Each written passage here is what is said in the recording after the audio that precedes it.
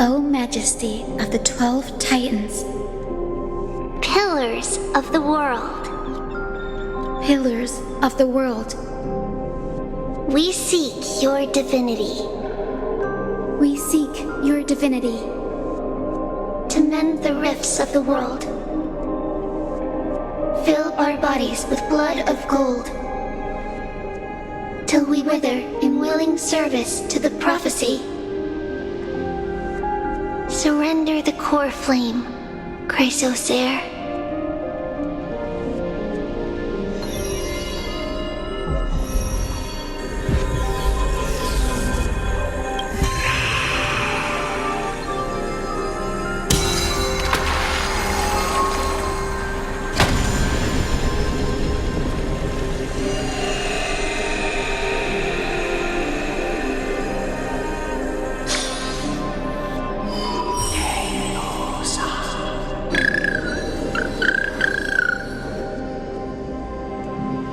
Cinny, are they?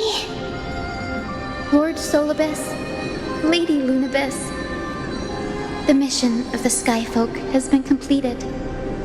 Your watch can finally come to an end. We thank you, Miss Hyacinth. Even though we were the source of that false legend, you still brought us freedom. Please, don't say that. Without your wings, we would have struggled to progress in the Eye of Twilight. Akama is on the brink, and I must quickly embrace the role of demigod to protect everyone with the power of the sky. Honored ones, please tell me, what trials lie ahead for me to complete?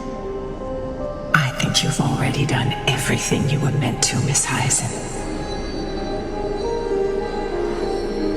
What do you think, Seliosi? The Skyfolk. Lady Seliosi? I see. After all these long years, your will has merged with the Titan's divinity. I deeply regret. I beg for forgiveness. The darkness in the human heart clouded my judgment. I failed to recognize the resilience buried deep within. Of those present that day, I don't know how many were innocent, how many truly deserved their fate. That's why I cannot forgive you on their behalf, Lady Seliosi. The spirits of my ancestors resonated with me. You exiled our people, and they may never forgive you for that. But at least there is one thing we can agree on. The truth that no one can distort. The courage it took to defy the gods was undeniable, unwavering. That same spirit now lives on in those who walk the flame-chased journey, growing stronger with every step. You were the spark that set this era in motion, Seliosi. An age where heroes rise and epic stories are told far and wide. An age where a flame of hope was preserved for the world.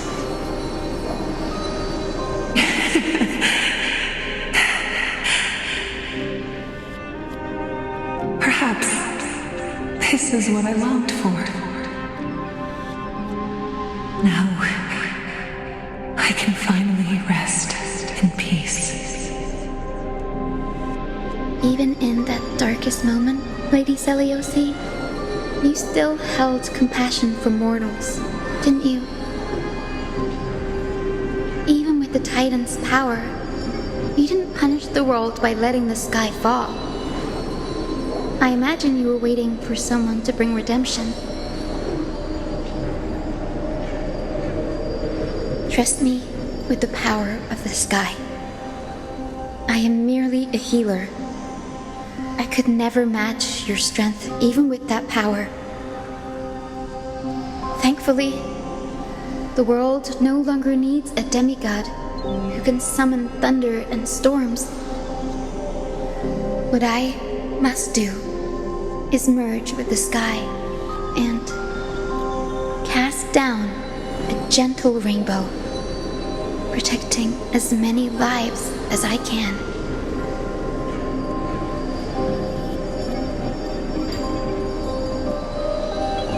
Professor Nexa, do you remember that lesson? In the end, I followed the path of my ancestors, returning to the sky. I didn't return to the earth to walk with the people. But even so, I still achieved my dream.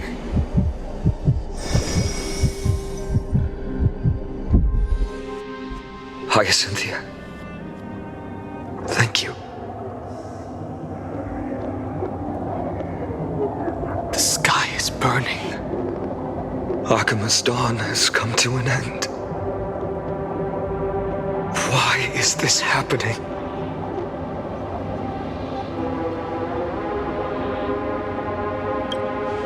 No. It's too late. The sky had been completely swallowed by the black tide. This darkness, its power probably surpasses that of the Titans. All we can do is hope she can protect as many lives as possible. Is this the end for Akuma? Don't give up. We're the ones leading this journey, so we can't afford to lose our way. The unexpected is always part of our journey. We'll stay with Akuma until the end, no matter what. Over there. Do you see it? The broken structures look like they've turned transparent. I've never seen anything like this before. Could the black tide be the cause? There are too many things we don't understand, and we don't have time to figure out. We can't delay any longer. Let's head down. Hopefully Kefali's core flame is still safe. I'm confident that Miss Cypher will do everything in her power to fulfill her duty.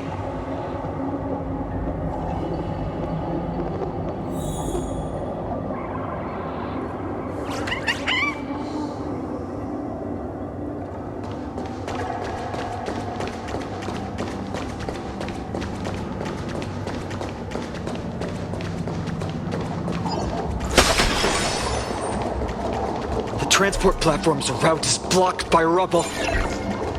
Partner, help buy us some time.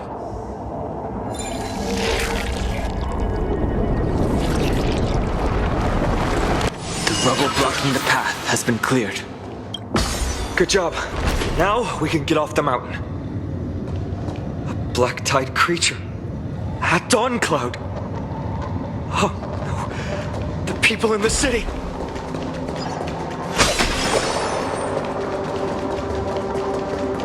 Must. Existence is unity. We can do it! Enjoying yourself? We can do anything! Until everything burns to ashes! My friends, indulge yourselves! Set the seas ablaze! Nothing. All will be swept away by the wind. Fight!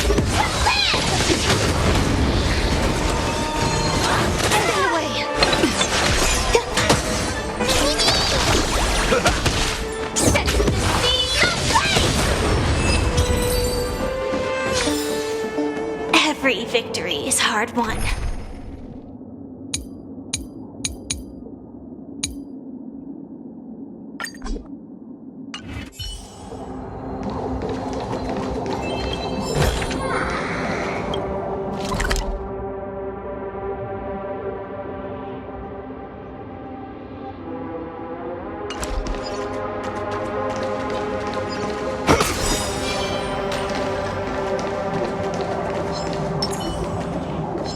Upgrade configured.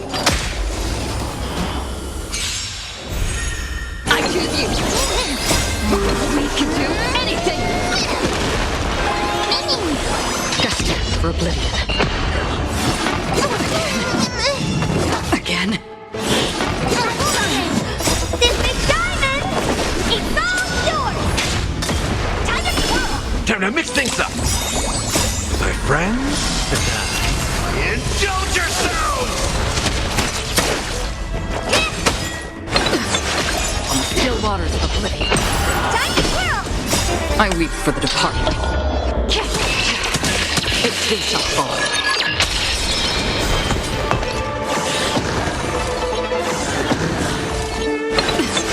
Destined for oblivion.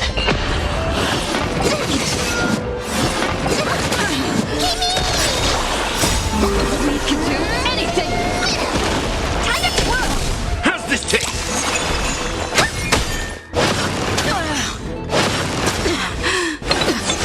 On the still waters of oblivion, Confidence. destined for oblivion. Time to twirl! Time to mix things up. Hey! This big diamond! It's all yours! Time to twirl! Confidence. My friends, indulge yourselves!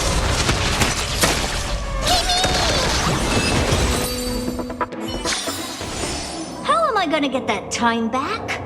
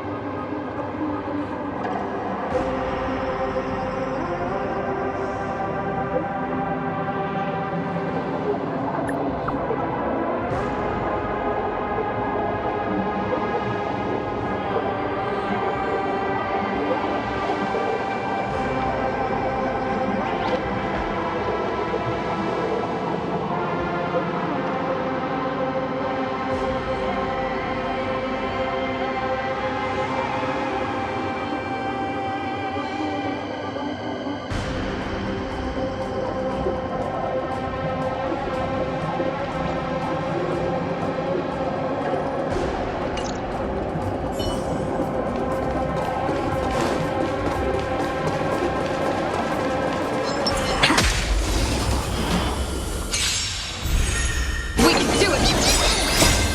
We can do anything. On the still waters of oblivion,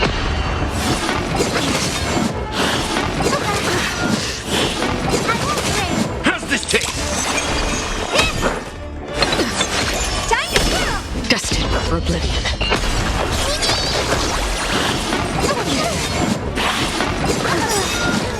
My friends, indulge yourselves! I weep for the departed. It too shall fall.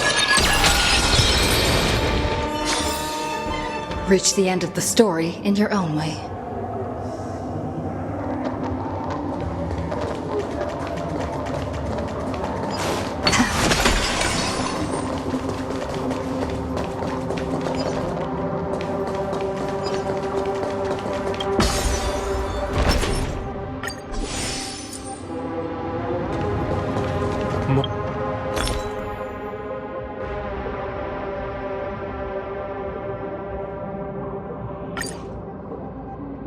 or enemies. It doesn't look great down there. Anyone who dares stand in our way will get a taste of Dawnmaker's edge.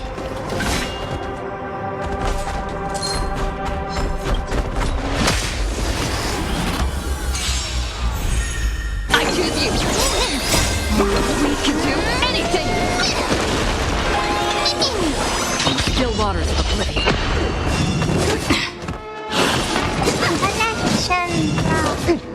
Time to mix things up! Destined for oblivion.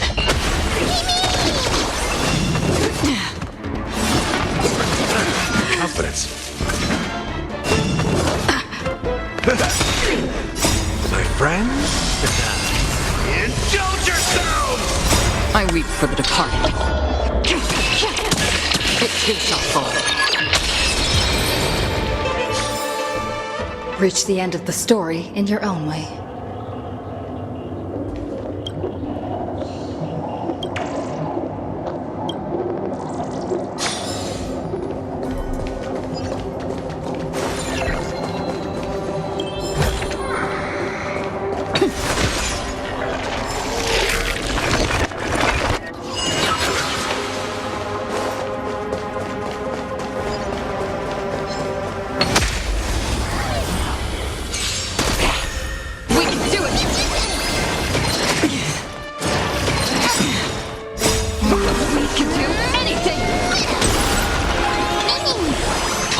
Waters of oblivion. I'll remember this. How's this taste?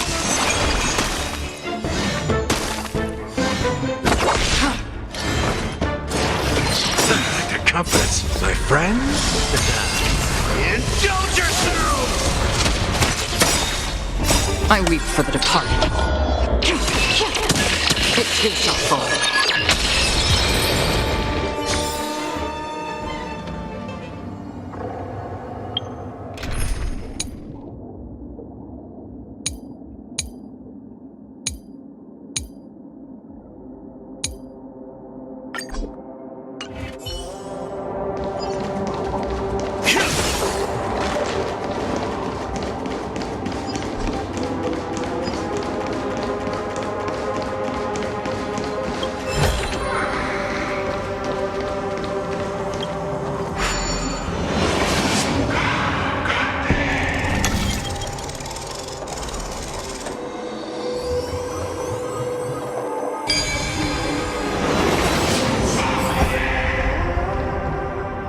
Over there!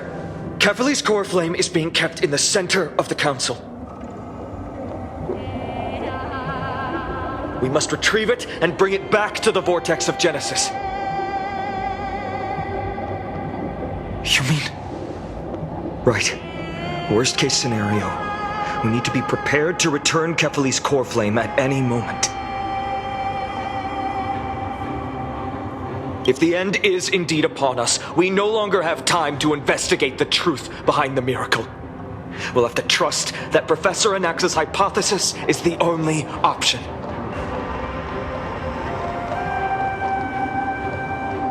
Apologies, Aglaia. I promised you that I would leave the choice of Era Nova to the people of Amphoreus.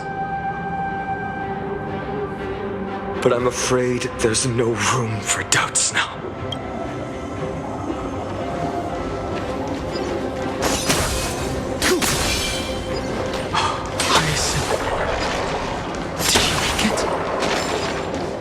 Her will to heal the world is so strong.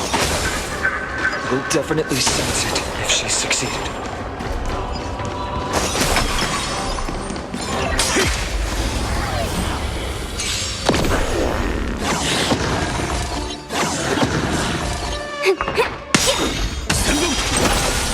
Can you find the answer?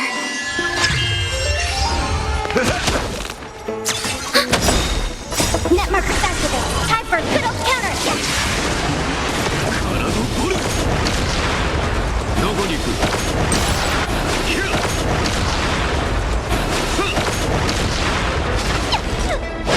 Like that.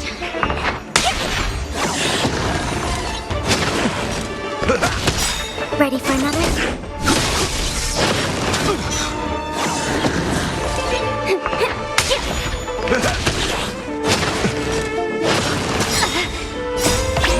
find the answer?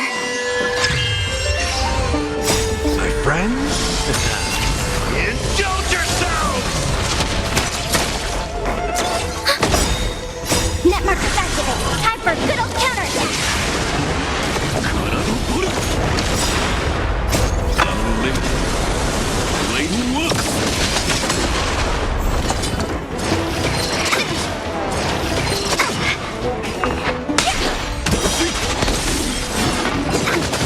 How's this taste?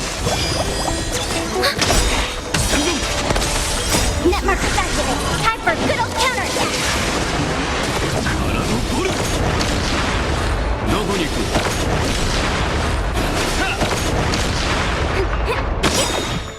Can you find the answer?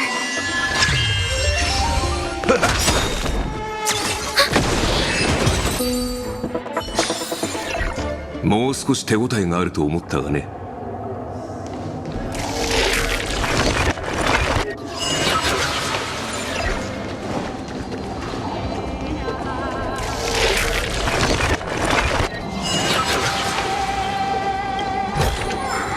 倹約は美徳だ。しっかりしまっておけ。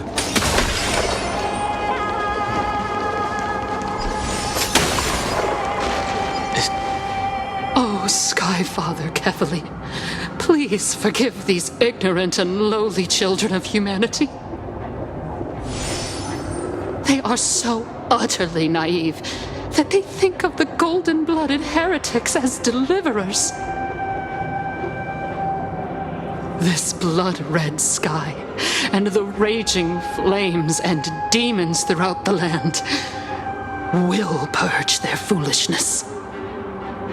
Kindness. Lord Deliverer, why don't you join me in praying to the benevolent Kefali? Cast your eyes on this ravaged land. All of this, sins committed by you, blasphemous heretics.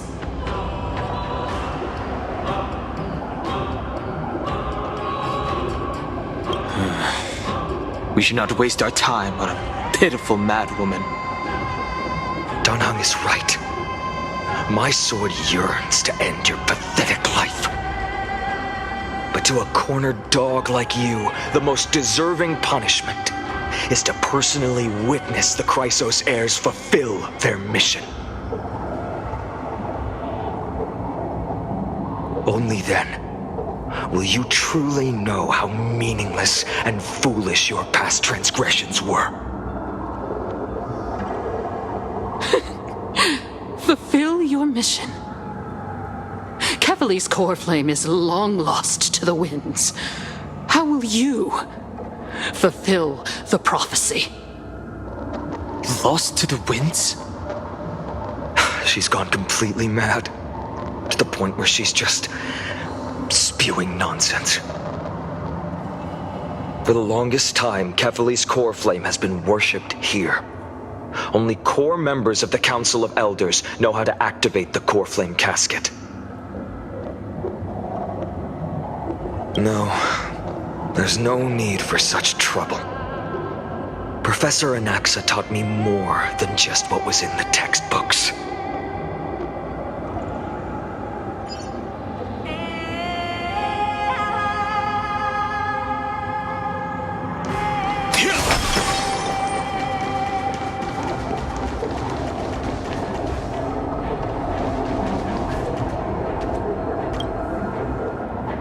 During his time at Dawn Cloud, Professor Anaxa conducted surveys in various areas. I still remember the words he used. I hope it works. All-knowing Father who bears the world, please share a glimpse of your merciful gaze with me. Cast down the Titan's fire that hangs at the pinnacle of the world, for your devout creations to behold.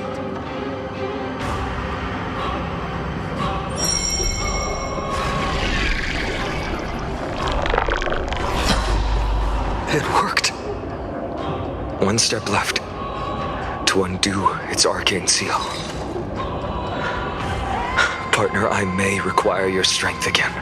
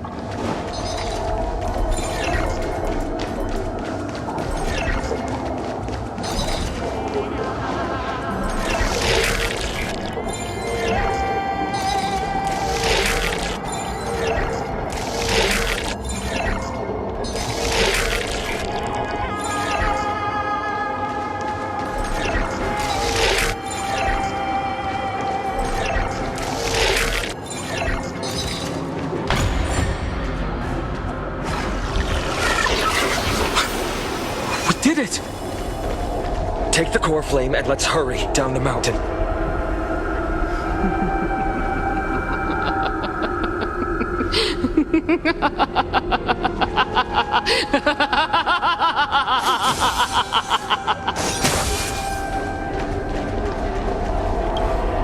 Donahung, can you use the spirit water art again? I've used up all the spirit water I brought. And just now, after we left the Eye of Twilight, I felt the waters of Amphoreus severing their connection with me. Is this also a result of the black tide? Looks like all we can do is sprint down the mountain.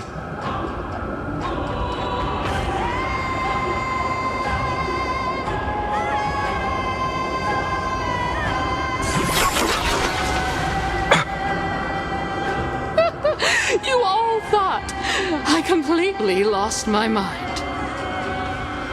If the core flame was never tampered with and has always remained here untouched, you all think I wouldn't have the power to take it away?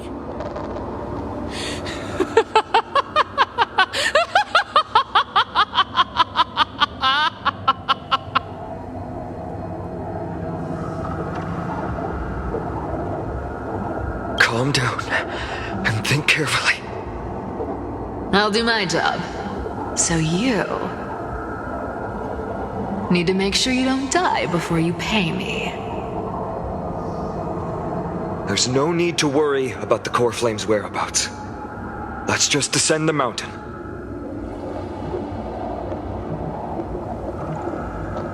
No need to worry, but... Before setting off to defeat Aquila, I entrusted Miss Cypher with the task of protecting Kefali's core flame while we were gone. By any means necessary. If the core flame isn't here, that means she must have done something to it. In other words, she fulfilled her duty using her own means. We just have to focus on getting to the vortex of Genesis, and Cypher will meet us there for sure. But if she wasn't successful? Friends, we have no choice other than to trust her. If the nearest ritual basin is 10,000 paces away, then what we have to do is to run in that direction and hope she meets us after 1,000 paces. If she doesn't show up, we will keep going and trust that we will see her at 2,000 paces. 3, 4, 5,000. I will keep hoping with the same resolve all the way. until she shows up in front of us with her usual rebellious attitude. I understand. At least to this day, I don't recall any Chrysosaurs failing their mission for the Flame Chase journey.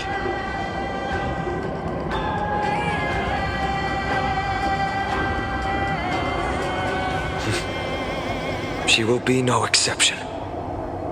But before that, we must survive and break through this siege.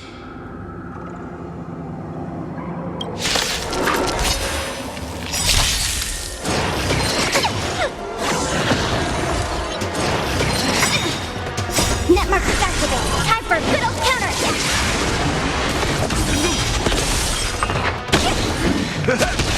Ready for another?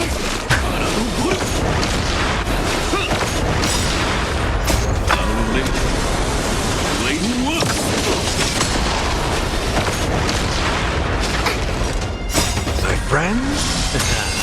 Indulge yourselves!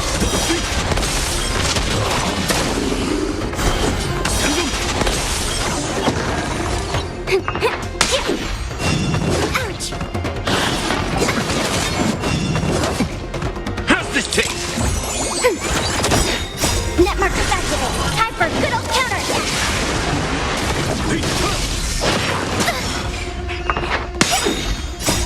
Can you find the answer?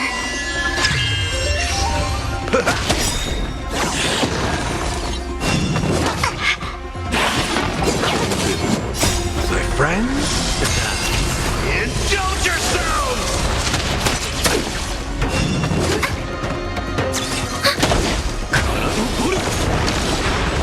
どこに行く？逃げ場はない。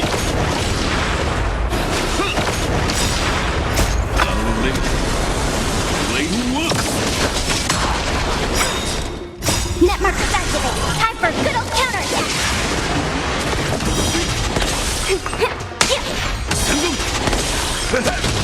Ready for another?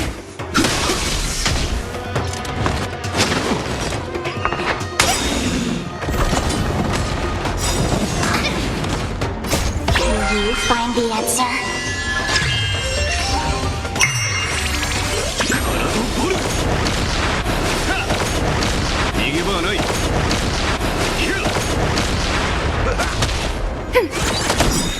Net markers activate. Time for a good old counterattack.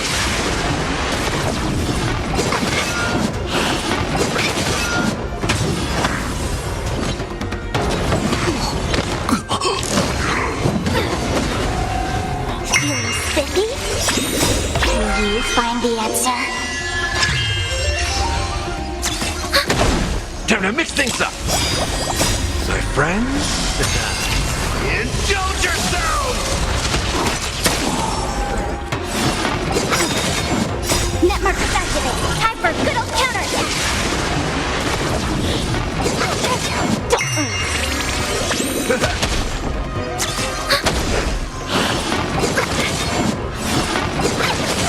Feeling spiffy? Can you find the answer? How's this taste? Net markers activate. Time for a good old counterattack. Confidence. My friends? Indulge yourselves!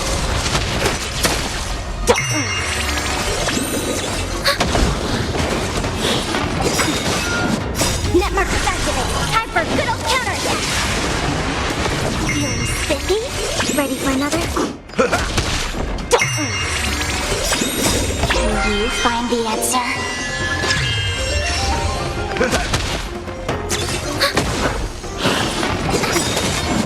Net markers activate. Time for a good old counterattack. Feeling spiffy? It's done. Let's go. Feinen.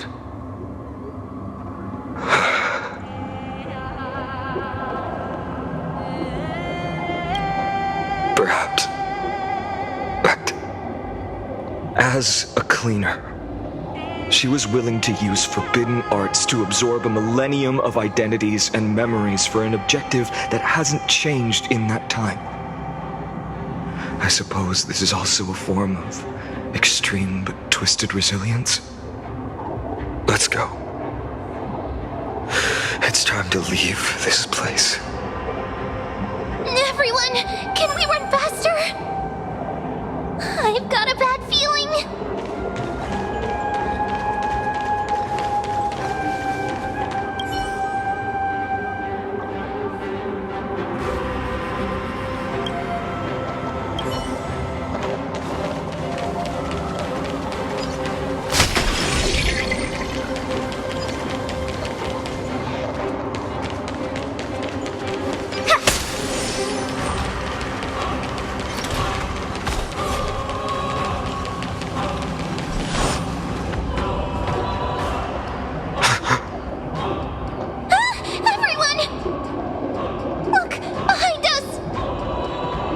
Flame Weaver.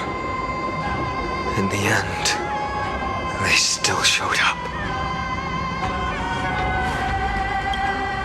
I agree. I've been waiting for a chance to face them head on. But not now. If we take the fight here, then lose, the consequences would be irreversible. Come on. We have to get out of here. Keep running, and never turn back.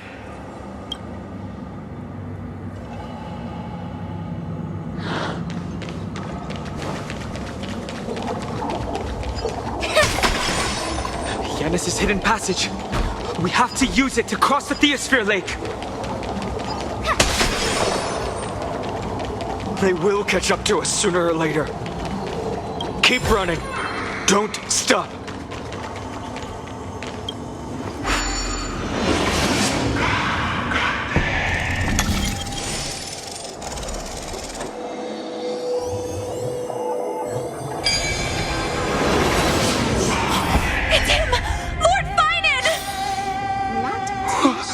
What in the world happened? Teach me next time. Retreat to the temple. How did they? Dusk has descended as ordained. Clones, illusions. Nothing but cheap tricks to help you hide in the shadows. The sky has what this world must be reset. What are they talking about? The end you seek is also the miracle of Genesis. If so, you should be standing alongside the Chrysos heirs. Why do you hinder us, Flame Reaver?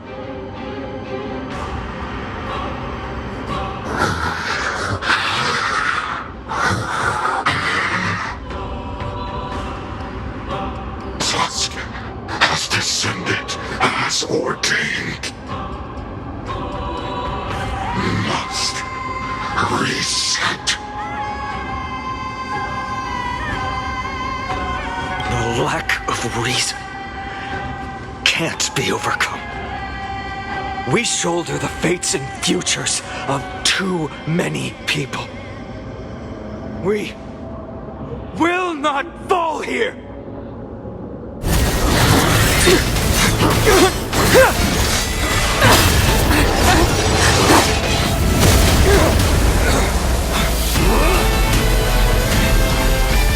Leave this to Castors and me!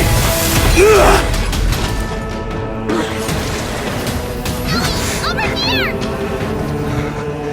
Go!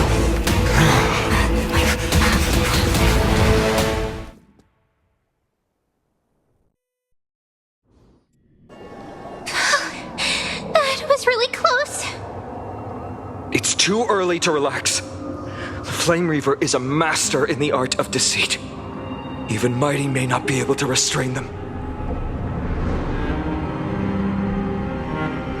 I never thought I would leave him alone on the battlefield twice. But now isn't the time to be thinking about this. Treeb didn't follow us. Does she intend to stay above to help Mighty? Hey, can you still run? Protect us! Sky Father, save us! Someone is calling for help. Over there! The black tide creatures are threatening the people. We can't just stand by and watch. Let's end this quickly.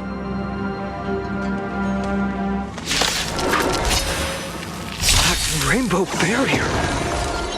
Is that Hyacinth's power?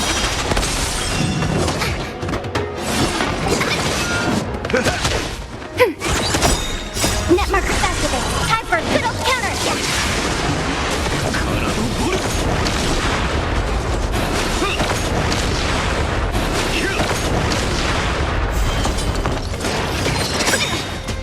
Can you find the answer?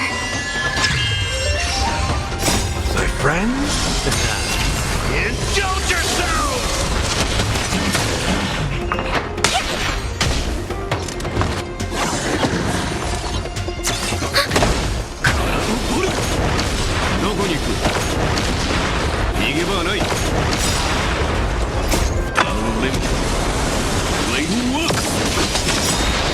Net markers activated. Time for a good old counterattack.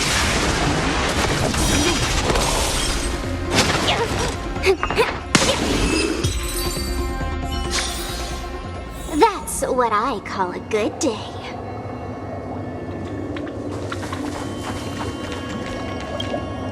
Everyone, you're all safe. For now. Thank you, Lord Finan. It is someone else who deserves your thanks. Those black tide creatures just now couldn't breach this barrier.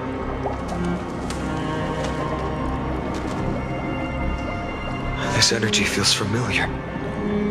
Like the luminous arts that Hyacinth uses to treat people. But it is much more powerful. Looks like she did it. Yeah. Citizens! My companions and I can't stay long.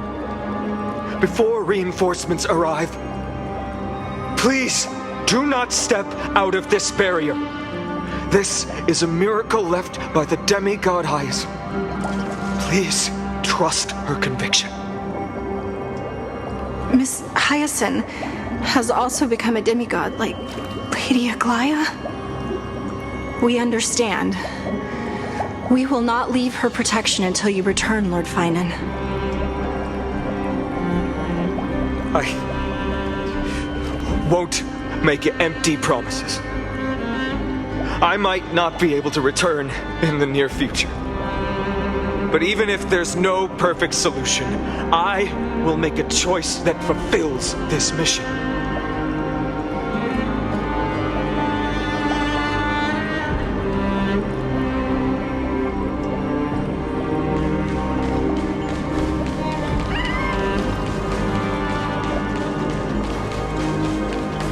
The people in the market must also be suffering.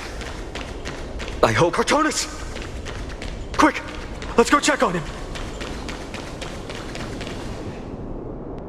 Cartonus! Hang in there! Returned, Finan. Burning the holy city is... To resist, I did all I could. You shouldn't be on the front line at your age, Grand Craftsman. Where are the citizens? What's the situation at Memorial Market? Organizing their escape. The holy city guards are... But where to flee to, no one knows. Descended from the sky, the rainbow barrier did. Protected people. But it could not.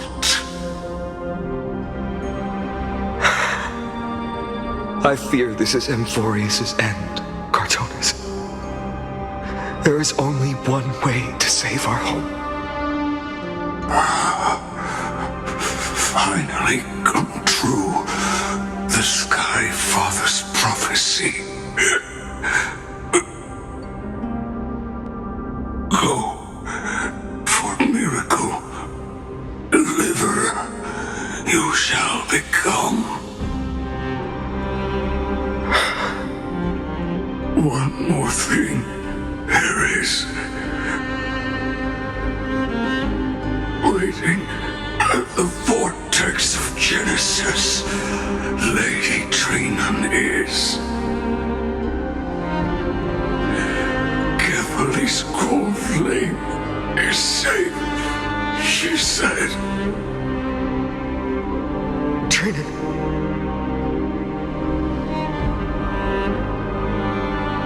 Black Tide creatures, prepare for battle!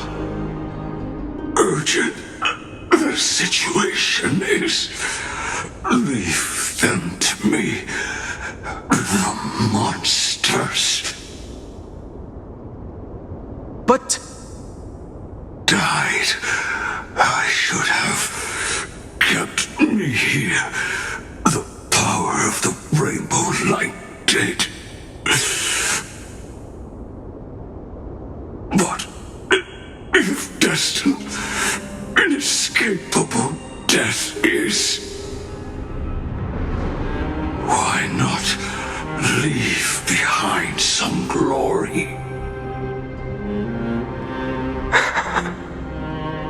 You've been forging nothing but glory your entire life, old friend. For others and for yourself. May you never see the slightest glimpse of war in the New World. Farewell, Grand Craftsman. Let us depart to the Chrysos Air Spats. For battle, these hands were not meant. But if to protect the holy city's future, they are needed. To the final moment, I will fight! Cartonus said that Trinan had news of the core flame. As expected, Miss Cipher did not fail her mission.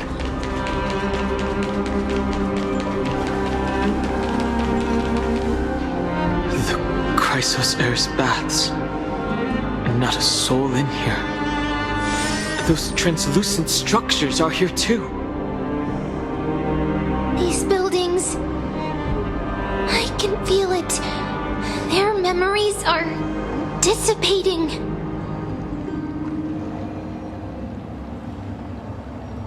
Yes, the textures of memories are preserved within all things in Amphoreus. Even a single brick or tile holds countless traces of the past.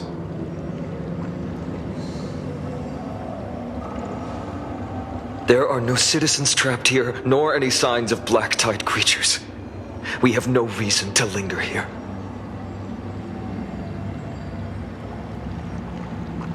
Let's head downstairs. The bath chamber isn't far away.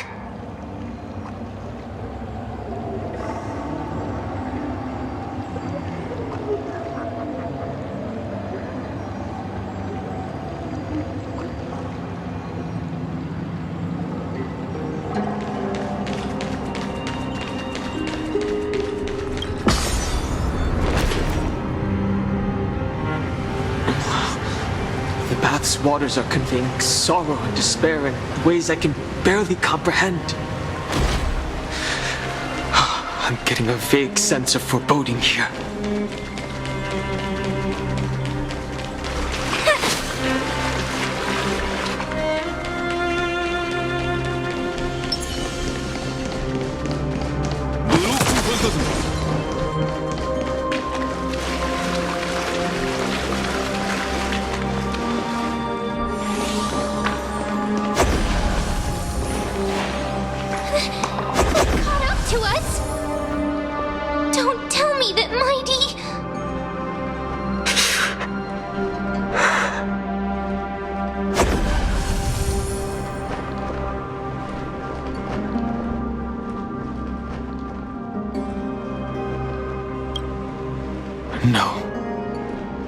Finan, take her to the vortex of Genesis. I will stay here and hold them off. Dan Heng, you... Don't hesitate, Finan. You still shoulder the mission of the Aeronova. We don't know if the Flame Reaver has any clones up ahead. My friend, stay close to Finan and keep him safe.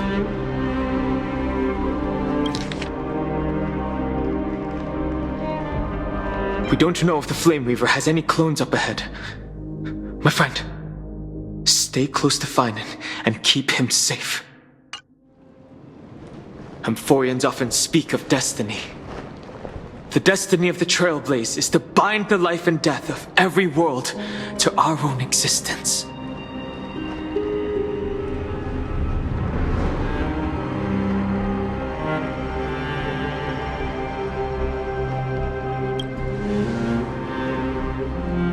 I don't intend to say goodbye forever to anyone. Don't worry. I'll do everything in my power to survive.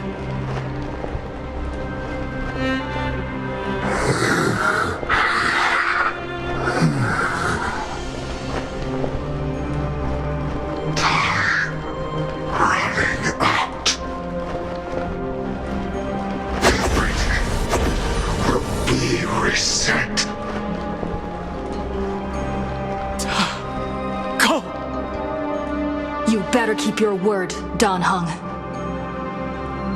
You cannot die here.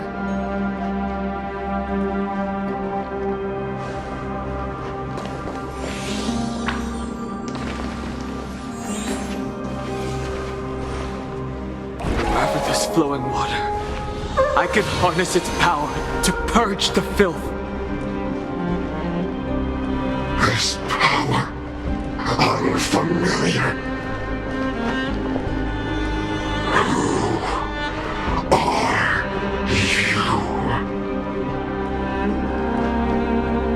Even if I were just a passing traveler, I would not hesitate to lay down my life and protect the unfamiliar world beneath my feet. This is the destined course that a trailblazer cannot escape. I am a nameless, and what I'm going to do is defend all the hopes that are on the verge of fading away. Follow me.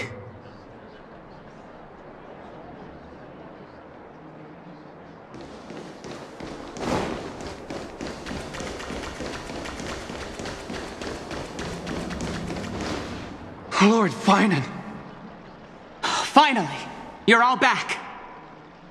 Even in such desperate times, you still managed to keep your promise to me. I am grateful beyond words. Finan, what is this? The Flame Reaver is wreaking havoc in the city, and they still have many clones. Zeph, please get someone to inform Kratos, and have him lead the most elite guards to defend the city's passages.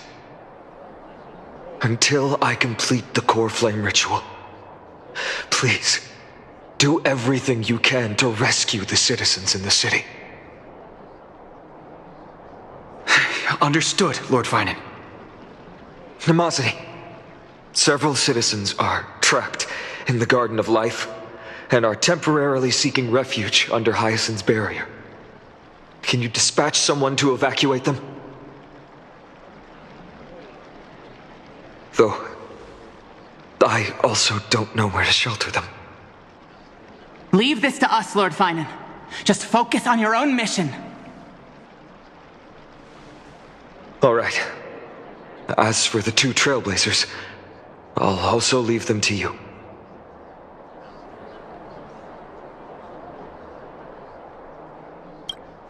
My apologies, partner.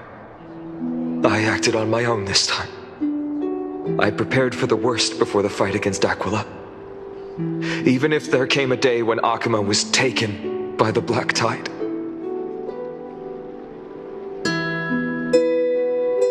as long as we defeated Aquila, lifting the sky's curse, you and Don Hung would at least have a chance to get home safely.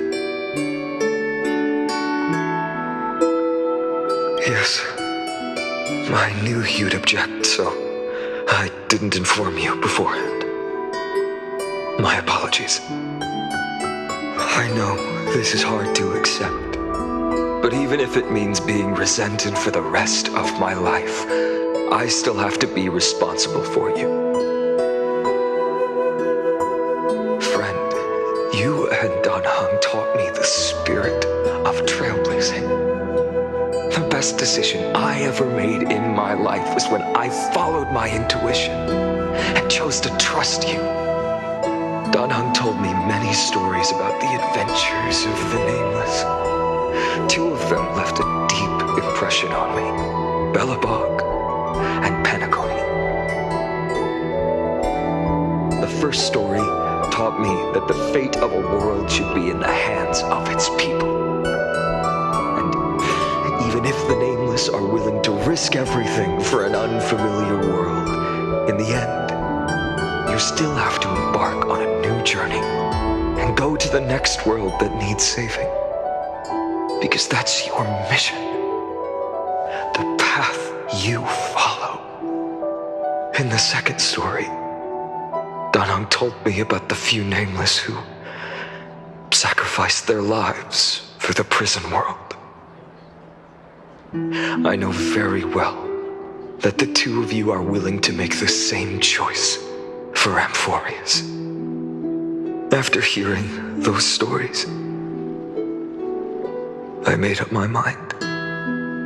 I won't let your journey end here. Somewhere beyond the sky, where Amphoreans have never reached, there are many people waiting for you to come home. The prophecy has always remained shrouded in ambiguity. Even if the 12th core flame is returned, no one knows how the Era Nova will manifest, let alone if the miracle will extend its favor to 2 visitors from beyond the sky.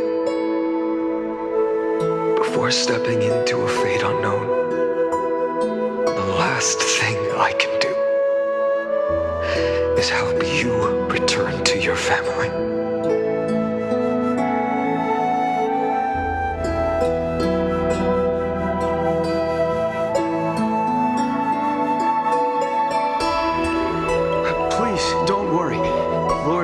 Has already entrusted Elder Lygus to fix your transport.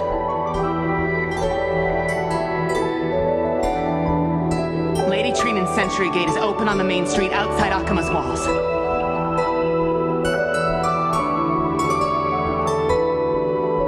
I'm sorry for making such an unreasonable request of you all. But we live in an imperfect age, where there is never a perfect choice.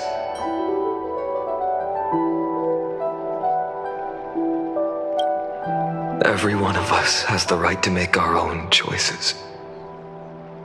If you can't accept my decision on your behalf, then use your choice to open up a new path. That's what you're best at, right?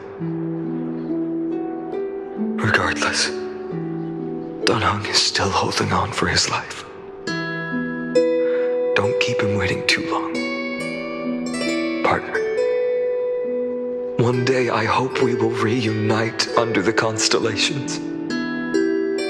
When that time comes, we can hold a belated victory feast. How about that?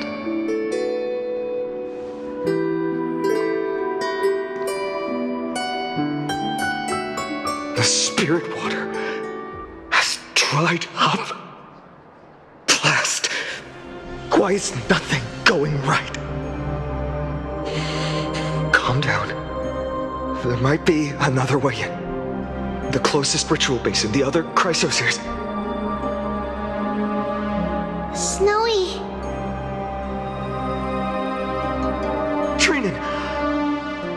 I thought you'd be waiting at the vortex of Genesis. Are you alright? When Akima's night exploded, all the spirit water dried up along with it. We anticipated that you'd be on edge, so we came ahead to wait for you. You've always been the ones who knew me best. Kefali's core flame. You know where it is? Yes, little Syphi protected the core flame well. No one would be able to guess where she stashed it. Bartolos, you can come on out. I don't have to pretend to be an envelope anymore! That was suffocating. Bartolos? What in the world? Hey, you better watch your tone, brat. That core flame that the entire world is after is currently nestled in the depths of my bottomless tummy!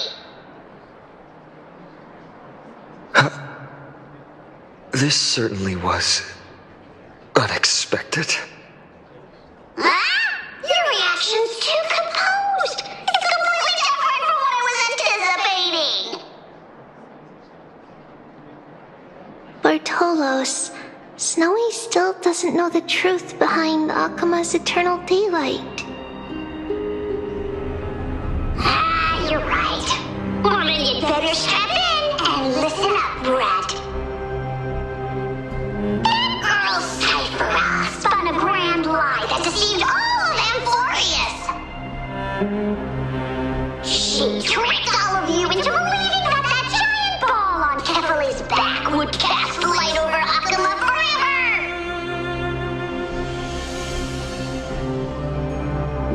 Not just that. She even managed to pull that dumb ascension trial and allowed me, the great Zagreus, to survive!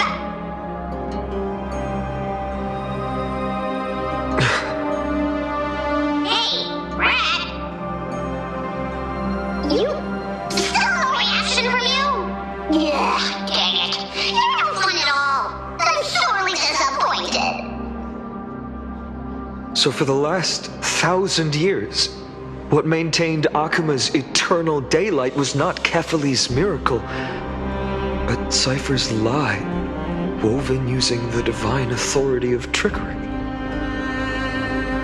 But now, the lie has come undone, which means... Well, you didn't guess wrong. Cyphera has already passed, and all her lies have scattered to the winds like ash.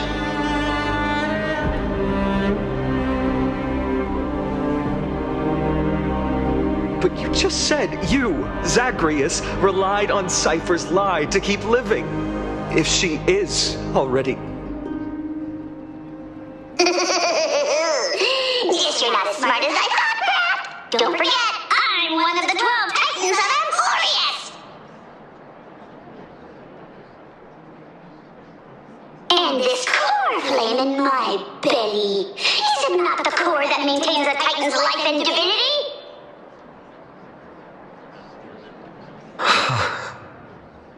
So you're going to hand the core flame over to us? Just like that? Just so. How about it? Let's hear some groveling gratitude, huh? Why? In the myths, Zagreus was the most cowardly and shameful of the Titans. Hey, stop slandering me with those fabricated tales. My pursuits are far greater than one measly life. Let me tell you then, my lifelong ambition was to work with Cypher to conjure the greatest trick in the world. Assume this world holds 100 million possibilities, and no matter how one looks at it, 99,999,999 of them all point to outcomes of certain destruction. But with an exquisitely brilliant scheme, we fooled all the fools, villains, and disasters of this world, and achieved that 1 in 100 million brilliant possibility. This is the miracle I wish to achieve in my life's pursuit, even at the cost of turning into this!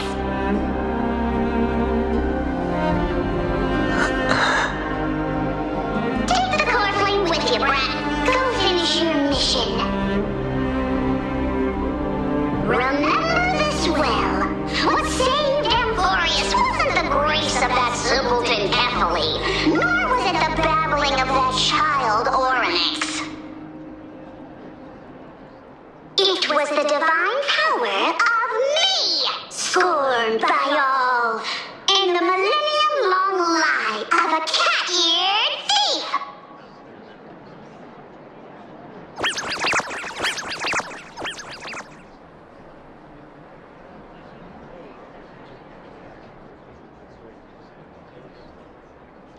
Strife, death, trickery. So those signs deemed as harbingers of calamity will also leave behind marks in the tale of deliverance. With this, the final core flame can be returned to its rightful place. The spirit water in the holy city has all dried up. We can try to break the sealing magic of Vagusa's priests and use the Century Gate to send you into the vortex of Genesis. But that will likely exhaust any remaining power of Yanis that we have. After that, the rest is up to you, Snowy. Farewells. I've almost grown numb to them at this point. Right now, I can't even utter a plain goodbye. Snowy. Don't worry, Trina. I'm no longer the empty shell that Aglaya brought back to Akama. For every companion who couldn't reach the end, their conviction to save the world became a part of me, piecing together the soul I once lost. I lost my home village, but you, Aglaya, and everyone else created a second home for me. Now that this home is also in danger, it is my turn to repay your kindness and create a new world that can carry everyone's wishes. I hope that in that new world, a new sun will rise, bringing one dawn after another to all. Snowy, you've grown into the person Aggie always dreamed of. Indeed, we don't need to say goodbye here. Because even without the prophecy, we have the confidence to say you will become that rising sun. And all of us will see each other again tomorrow.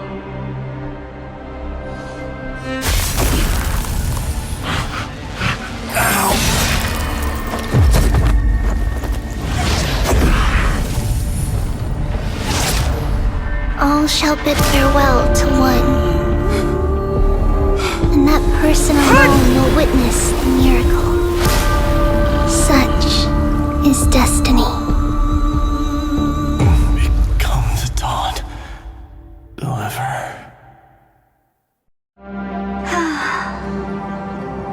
Burning skies, shattered statues, corpses strewn everywhere. What a mess. If this is what the inside of Amphoreus looks like, it's truly shocking. To be honest, I was initially skeptical, but right now, I'm starting to see your point. Screwy. If that's the case, Herta, do you now have enough reason to believe my conjecture about the true nature of Amphoreus?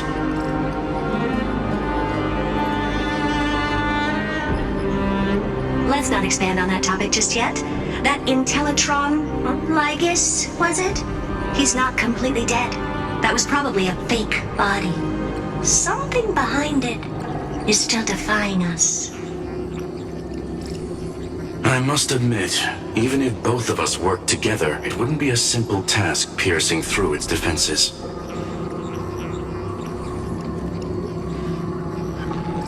For now, we can only observe this world as bystanders. I knew we should have brought Stephen along. No wonder the Garden of Recollection wants to work with the Astral Express. Without the power of the Trailblaze, it'd be impossible to unearth this place's secrets. But in the end, the garden emerged unscathed, and it was the Nameless who got burnt. Curiosity definitely killed Aki. That big guy over there, the black balls spewing meteors, you think it's got anything to do with the Lord Ravager? Alas, without sufficient computational power in the stream projection, I am unable to analyze the path energy.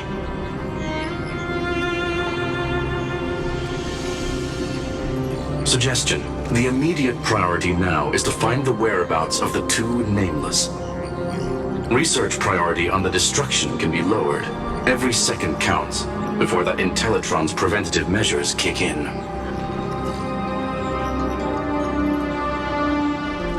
All right. Stop making a fuss. How many times have we collaborated, and when did it ever not end in a perfect outcome?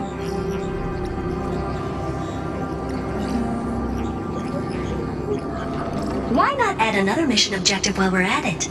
The card-playing memo keeper told me that the frozen Trailblazer girl might just also be trapped inside Amphoreus.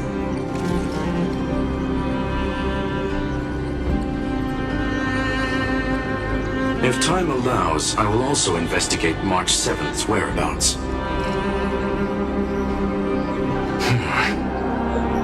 Herta, do you hear that?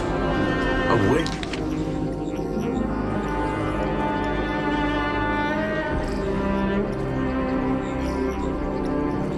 wave of desperate cries from the heart of the mountain city.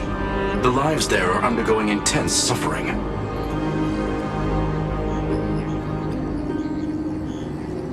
Conclusion. The butterfly has already flapped its wings, and an impending storm closes in. The Nameless are important allies, and you and I have matters to attend to, Herta. I beseech you. In moments when a choice needs to be made, one must not be distracted due to personal interests.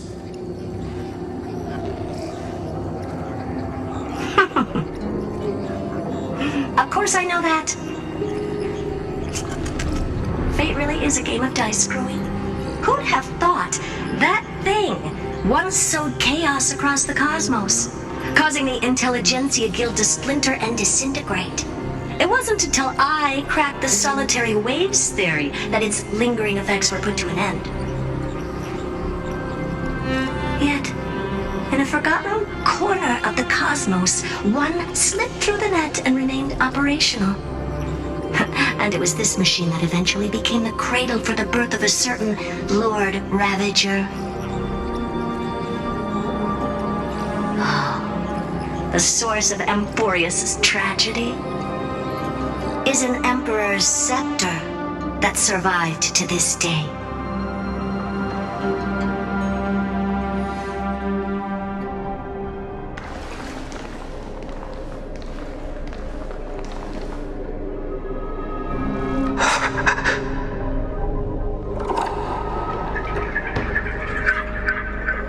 This is what the world looked like originally.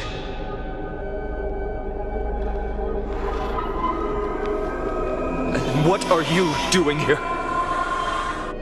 Answer my question, Lygus. Another hero has arrived at the Vortex.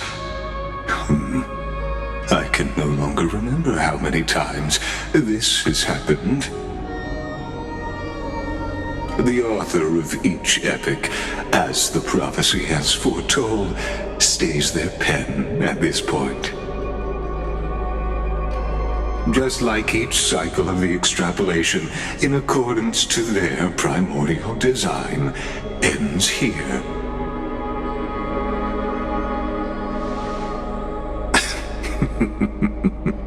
No need to panic, Lord Finon. I stepped into this space purely for one purpose: to witness the prophecy's miracle of Genesis. You've never expressed interest in the flame chase journey. When my companions and I ran, bled, and sacrificed for the core flames, you never so much as lifted a finger. An indifferent observer. An anti-Catheran who's neutral till the end. Why would you suddenly express concern for the Chrysos heir's mission?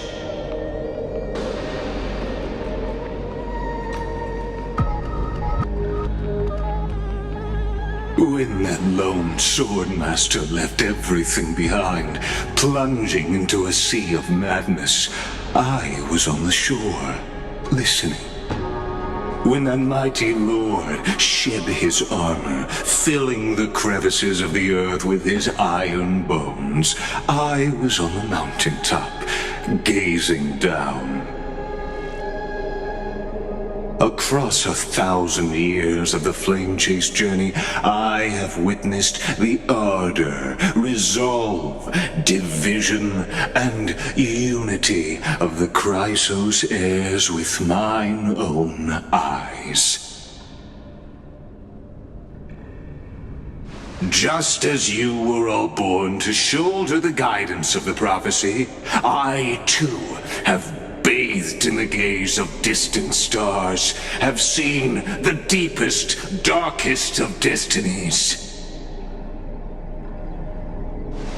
I will become the most loyal reader of the epics, a spectator voraciously consuming the valorous deeds of you heroes.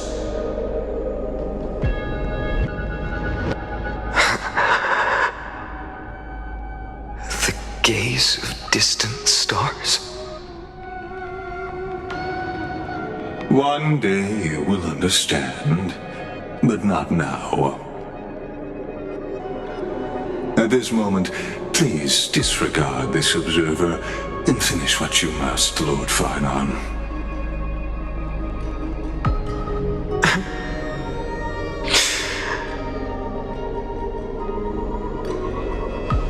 I once believed that as long as I chased the flames relentlessly, the fog before me would clear, and fate would reveal its truest form. But along the way, they, all who passed, never once received the justice promised by the prophecy. I have perceived. Outside the vortex, the world is collapsing, and the children of humanity are crying. But you, Lord Finon, will bury the old world with that core flame, bringing all things into a gray unknown.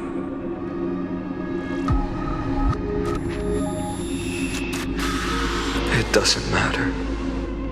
This cruel flame chase journey has made me abandon my fantasies. The future is not what lies ahead, is a mass of chaos.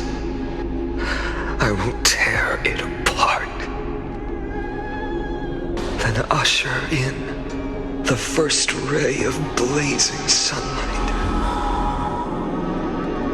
All shall bid farewell to one, and that person alone will witness the miracle. Such is the will of fate.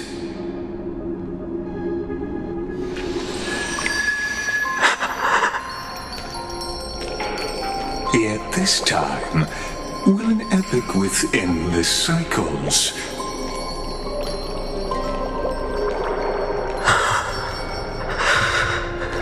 Is it you?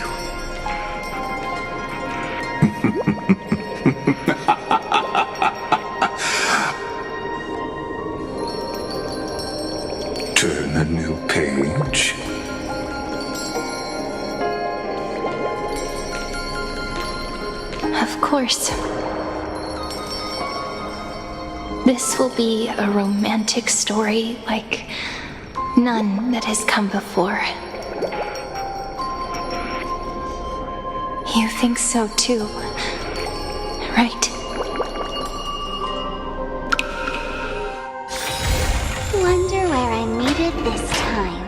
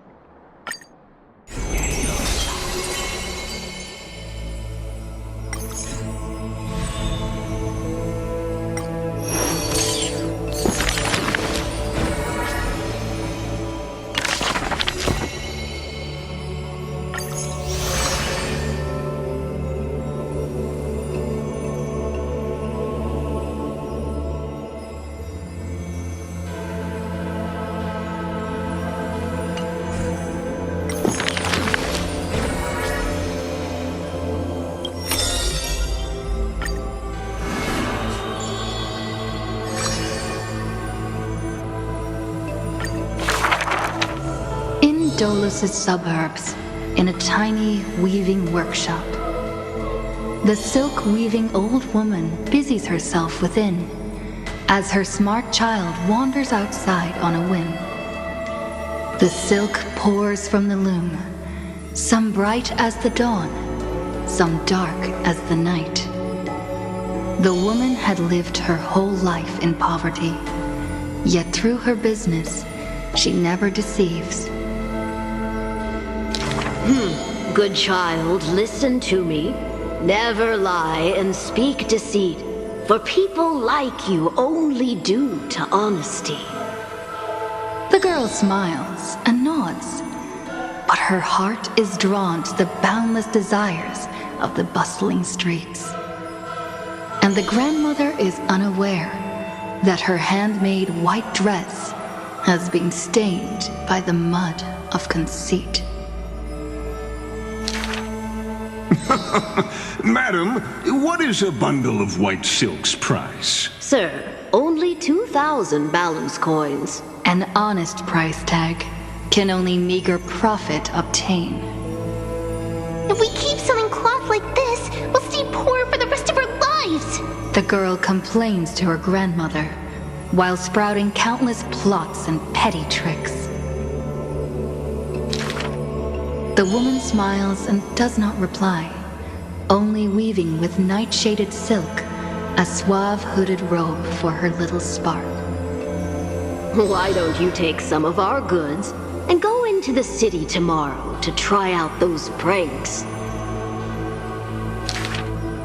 The mesmerizing money charm of Dolus City turns minds and tongues into a whirlwind of confusion. Even the girl who prided herself on sharp ears and a clever tongue could not contend with the myriad shifting face before her.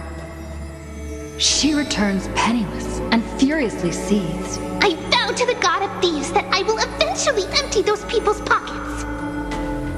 Smiling, her grandmother stops her silk work and offers some dinner with humble dish. Silly child, don't let Titans hear such vows and promises. Yet, when the moon rises, a magnificent pin graces the old lady's pale locks.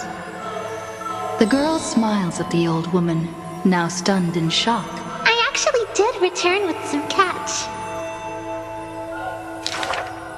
The brilliance adorning her white hair drew all eyes, and its proud original owner arrived to stake their claim. The bet that the girl won with a brilliant trick is described as a thief's loot through lying schemes. The old woman in her panic shouldered the blame, confirming a sin that was but a fabrication. By Delos' laws, we must also execute all her family! To protect the girl, the old woman reveals the final secret unseen. She's not my family, but just an orphan picked from the street on a whim. People thought this to be a lie, but the girl knows that her grandmother cannot deceive, just like how she always glossed over questions about parents and kin. Your parents went to a city-state far away. The girl never bothered to unravel the threadbare lie. Stop! Stop right there, you thief! Run! Run as fast as you can! Cyphera! The lies overthrow the shop and tear apart the good woman's good name, leaving the girl with guilt and grief. The hearth of her home was a lie, doused by another conceit. But if her sleight of hand had better skill, would it have made that fire burn forever? The girl pulls down the hood and sinks into the starless dark. I vow to the god of thieves. And from that day, she never left empty-handed, her words woven with deceit. However, back then, the girl did not realize that the people did not covet one simple pin, but the golden blood flowing beneath her skin.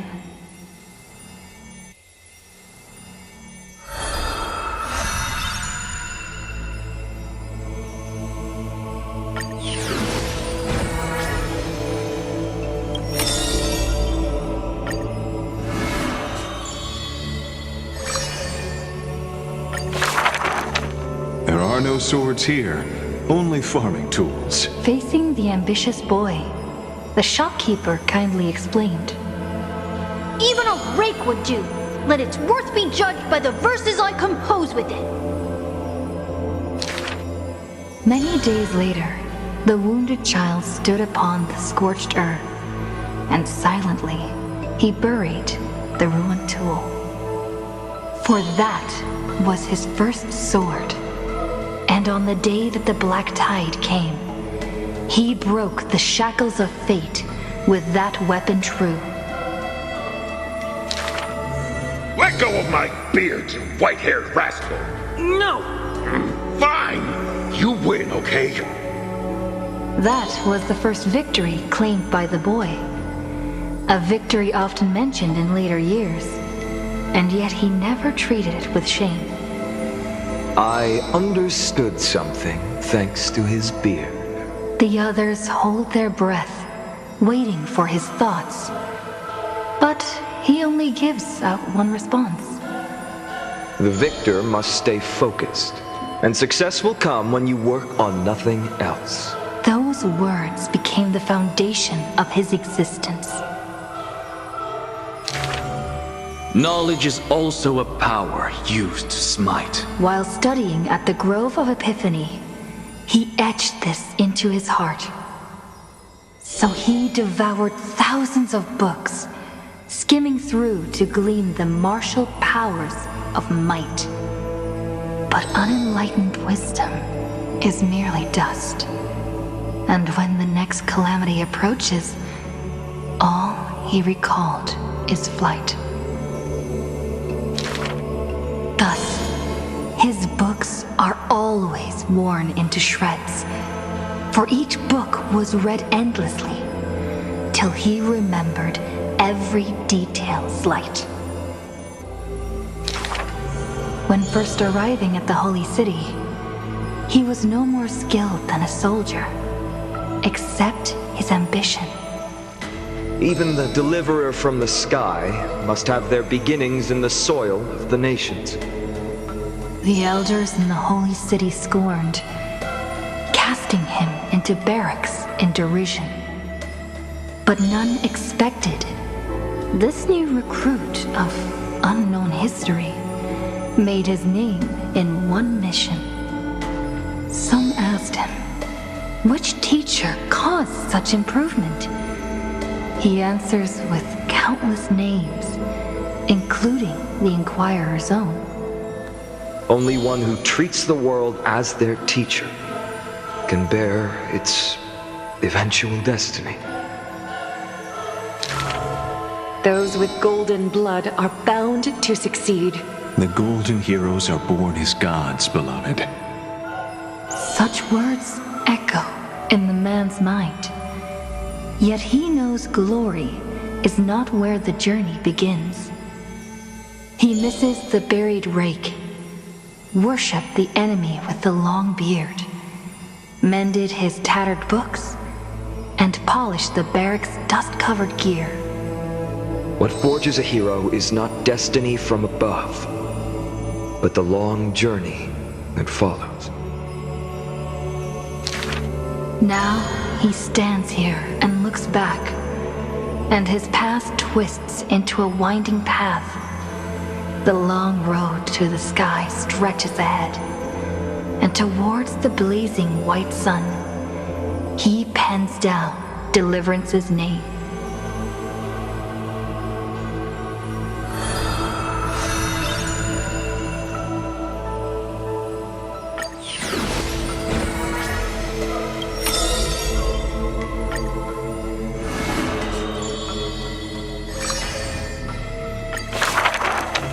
She can see the most delicate colors, the most distant contours. She can see the most secret desires, and through the most perfect liars. But being able to see everything is the same as seeing nothing. Countless mirages and cacophony surround her with stimuli plenty, casting her into another kind of blindness overwhelming. So she soaks herself in the bath and lets her golden thread go beyond the palace. When the water drops on the thread vibrate and shiver, she closes her eyes and listens to the echoes silently.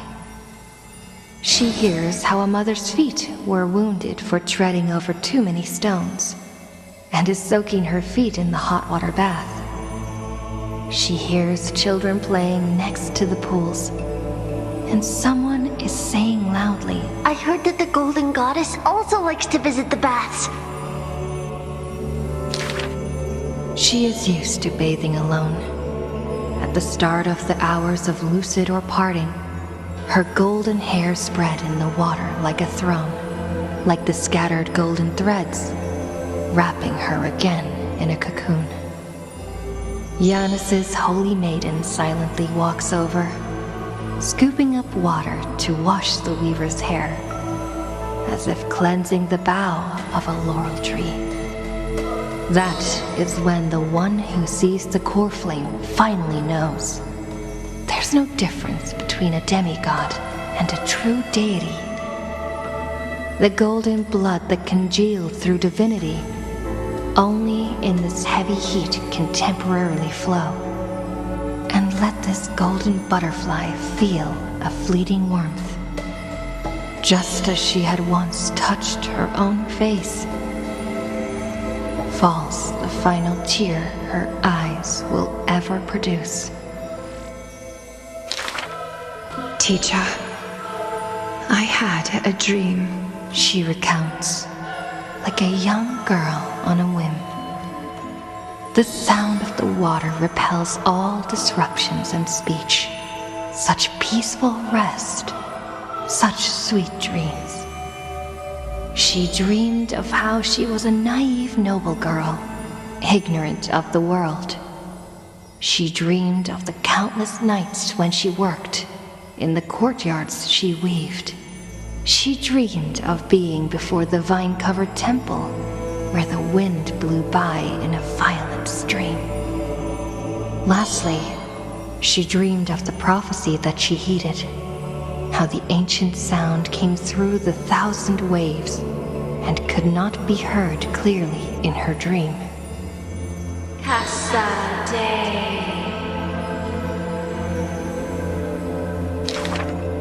The dawn device is always glittering, and birds are always chittering. The children of Akama like these kinds of songs. Why not trust in the promise of an era Chrysia unending, like how children believe in fairy tales, passed down unceasing? But will the dawn device truly shine forever? Will the voices of songbirds not one day turn hoarse? In the golden bath in times gone by, she pierced her eyes, for she saw the all-too-dazzling future of everyone. That future was nothing compared to false promises.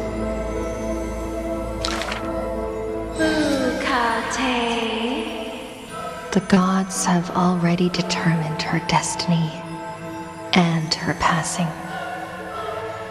She knew. She has long known. The red-haired child appears worried. You are aware of everyone's fate, yet never speak of your own future. The child who passes along the prophecy understands that to lay such a heavy weight on one person is comparable to the dawn the world-bearing Titan's shoulders. There's only one future for silken threads. That is, to weave magnificent clothes for others. She takes the children's hands, inviting them into the pools, intending to use warm water to wash away their concerns. Yes, before the toll of the bell that announces the hour, before the meeting to judge the flame chase begins. Do not waste the rare good dreams, or the languid waves warm as tears. She mutters as destiny slumbers in her arms. The one that wears this elegant attire in the future must bear the weight of the silk threads.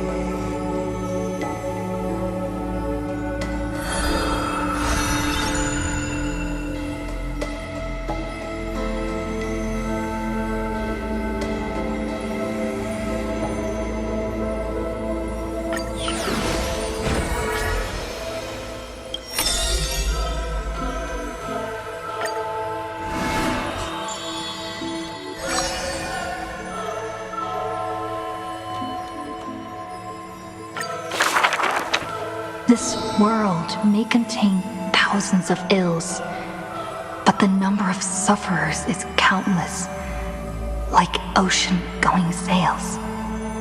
The father and daughter who inherited the sky wander this land's paths, and throughout the cities, they heal the unwell. Heirs of the sky who once reveled in martial might, why do you now soothe the world's blistering blight? The doctor responds with a smile as he cures the injury's agony. Father, why did our ancestors revel in warlike might? Because they only have a sorrowful past of lamenting wails. Then why are we here, soothing the blight? Because we have a future that needs protection still. The priest who parts dusk from dawn collapsed the sky and sealed her wings, and dwells in a place where time itself mends, bearing the promise to return to the Zenith Supreme. This is the Twilight Courtyard's story. And the father tells his daughter the tale of their line, next to the bonfire, lit in the wilderness where winds pine. Though he had told the story many times before, a light in the girl's eyes still shines. Maybe I will return to the sky one day. Or maybe that is not to be your fate. The blessings of the sky were passed down through generations of their heirs.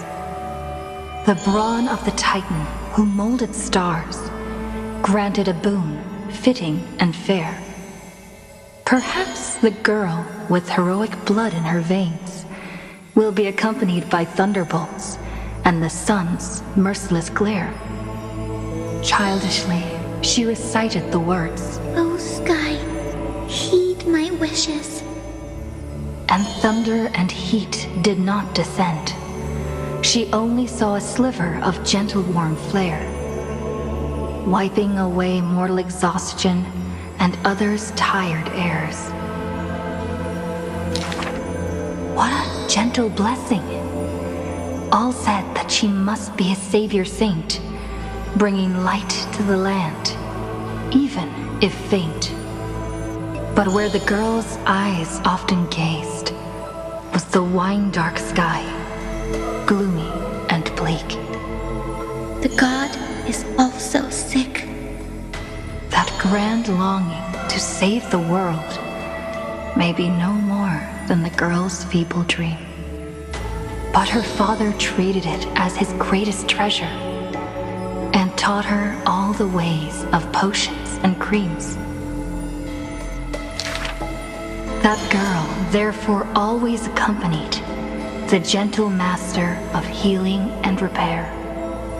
And she brought glowing faint light to the night, dispelling pains and mending the world's pitchy blight. Father and daughter often rested in the silent courtyard under the giant tree. Yet today, at that place, only one solitary figure can be seen.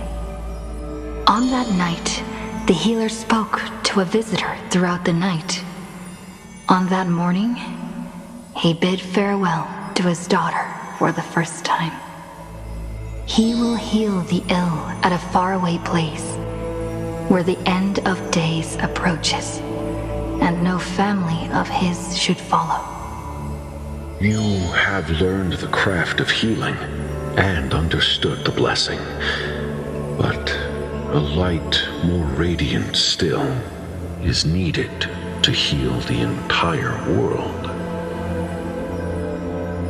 The departed healer never returned, and the girl never left. And that rather lonely courtyard stayed silent as it was before.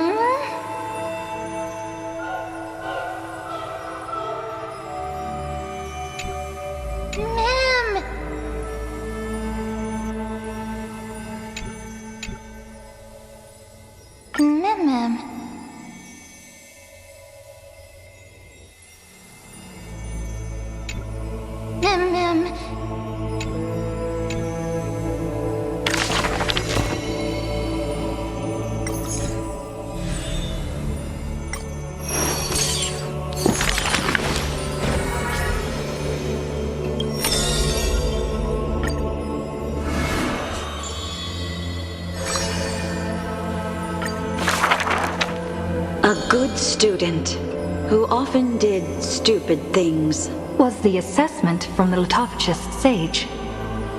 An excellent healer who fails at all scholarly means. Was the assessment from the noticed sage.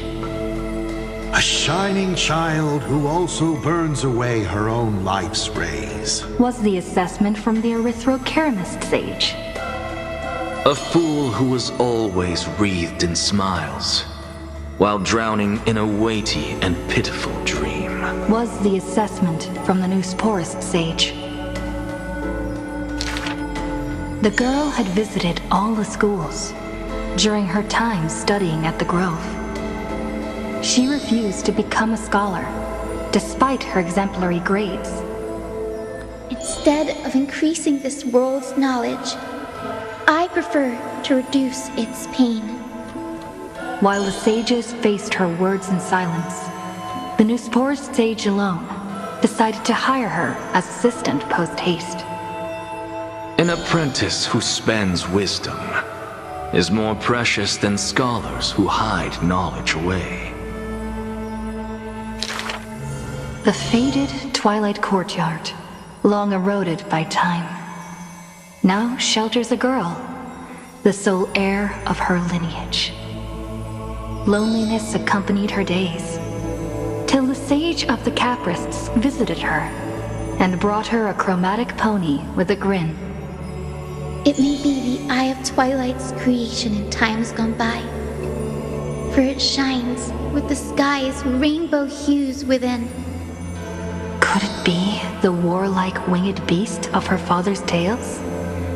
But the sleepy, dreary-eyed pony before her was soft as freshest plucked cotton. The girl still took this gift, for from the little creature she smelled the scent of clouds distant. If it weren't for her, I would have suffered more accusations. The Amphoreus sage says in admission, the scholar is coming to deliver arguments and reproach, often stopped before the door, not coming to fruition. For the girl before the door soothed their blazing anger, like the soft clouds, gentleness in cumulation. Do you know what sacrileges he has committed? The girl muddles her answers, yet her heart knows in full admission. Like you and me, he too wishes to heal all of this world's afflictions. The girl treated ailments for many years in the Grove, composing her medical treatises into tomes. When scholars seek medical help, she realizes with a startle that kindness too can grow into its own bloom. By that time, the twilight already lost their eyes, and the world drowns in evernight, while the girl and the healer again traverse the world in gloom. Seeing the golden thread and ivy in the night, though it has been long since she recalled her past, she once again thinks of her childhood dream. Should the sun be dimmed by destiny's decree, then the dawn that heals the world I shall replace.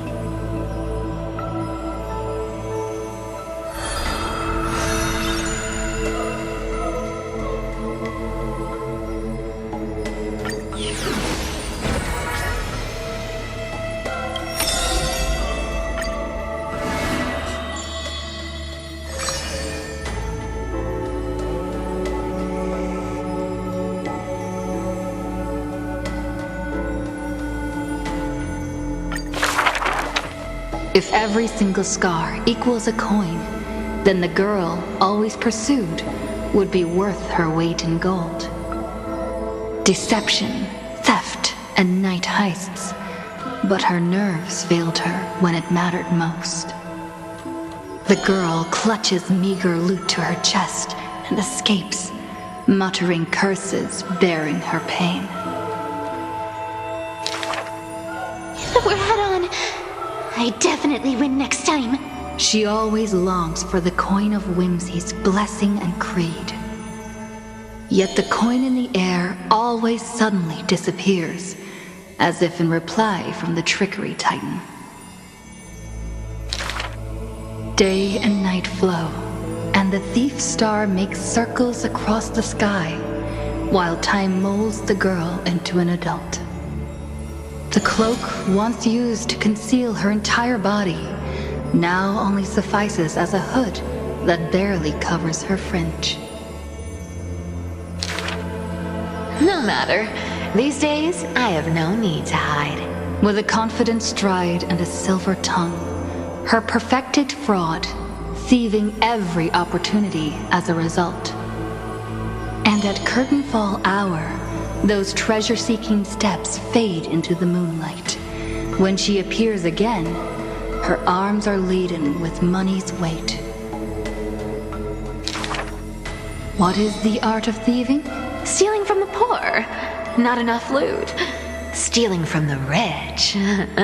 That's a boring task to boot. The girl narrows her eyes of greed towards those called the Chrysos heirs. The golden vines of the sages' homes, the sacred carcass of the deathward realm, the divine lyre of the seashore's pearl, and the crystal chalice of the 1,000 gates. The girl knows not the treasure's origins, only that they are all valuable beyond measure. To have something priceless is the true art of thieving. A pity that deceits are all eventually revealed, and the thief meets a rare defeat.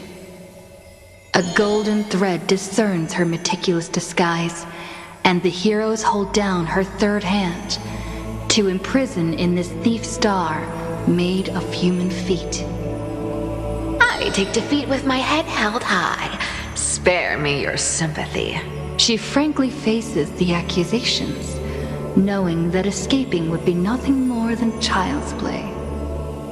So the Chrysos heir outside the cage smiles sweet. Would you like to see my most precious? A treasure bride? It is a dress, like the beauty god Nestia's divine body. More blinding than the sun, rivaling the moon in its glory. It is woven by divine threads. It captivates even the gods. But all the lies and deceit are revealed under the golden thread's query. The world-famous thief is stirred by such grand words into a flurry. Then just you watch.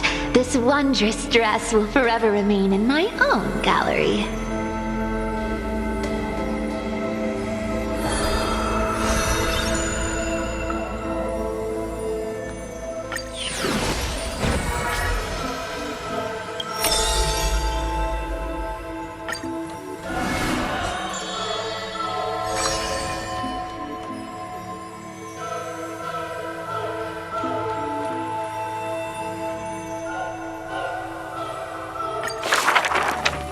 The two girls frolicked in the wheat fields, fleet as doe deer, making ripples in the shallow puddles and pools clear.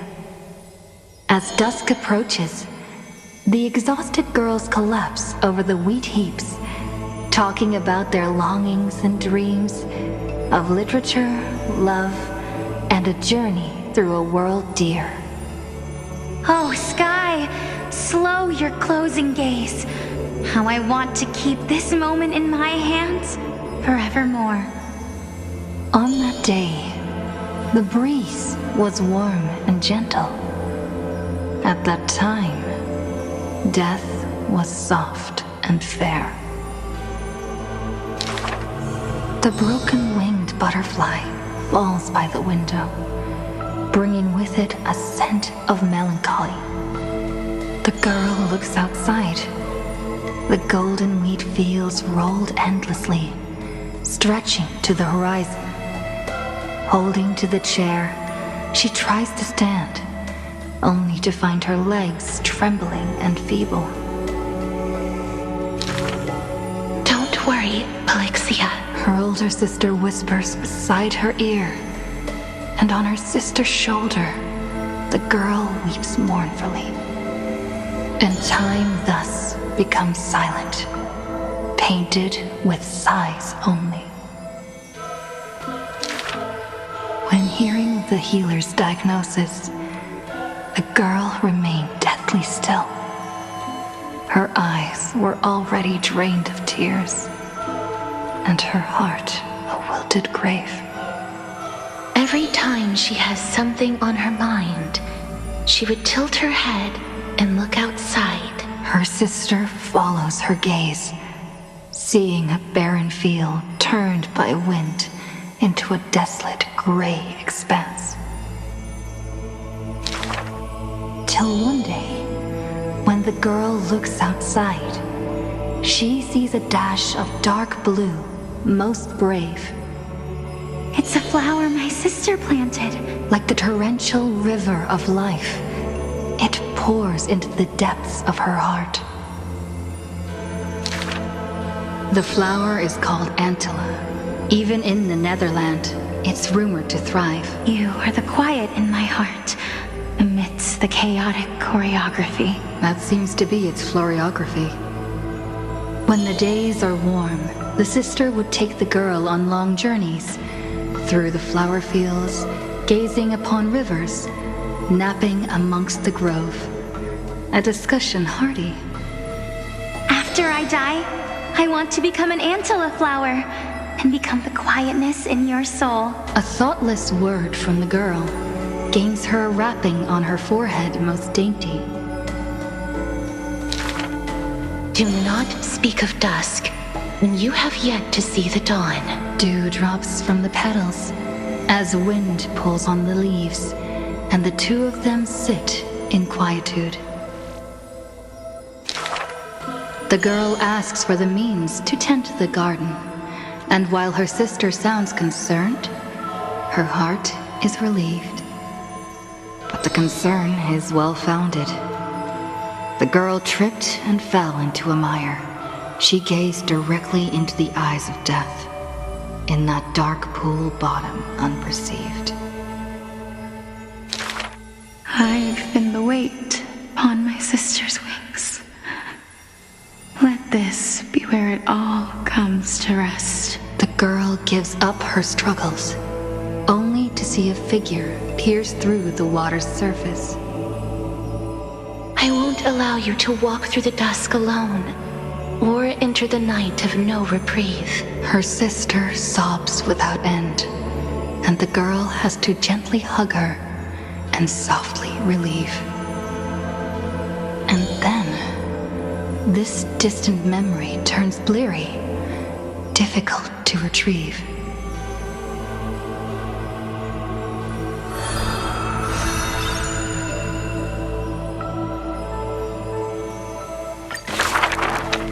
The river of souls flows to the other side, wrapped in the land's night, broad, slow, an eternal and silent sight.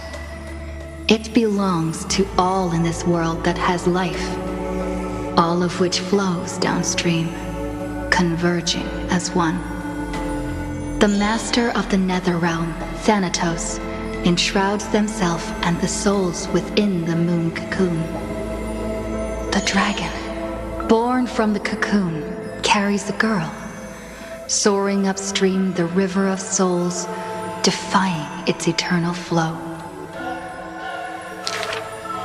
Their connection flows tighter than blood, and the key that opens the netherworld's gates is the sisters' selfish plight.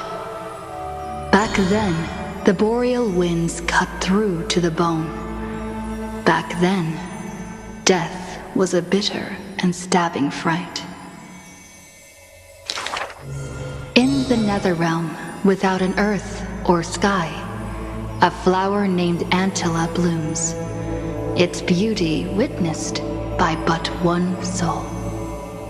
You are the quiet in my heart, amidst It's the chaotic choreography. The younger sister scores through the blooming Antilla fields, never finding that promised dark blue sprig.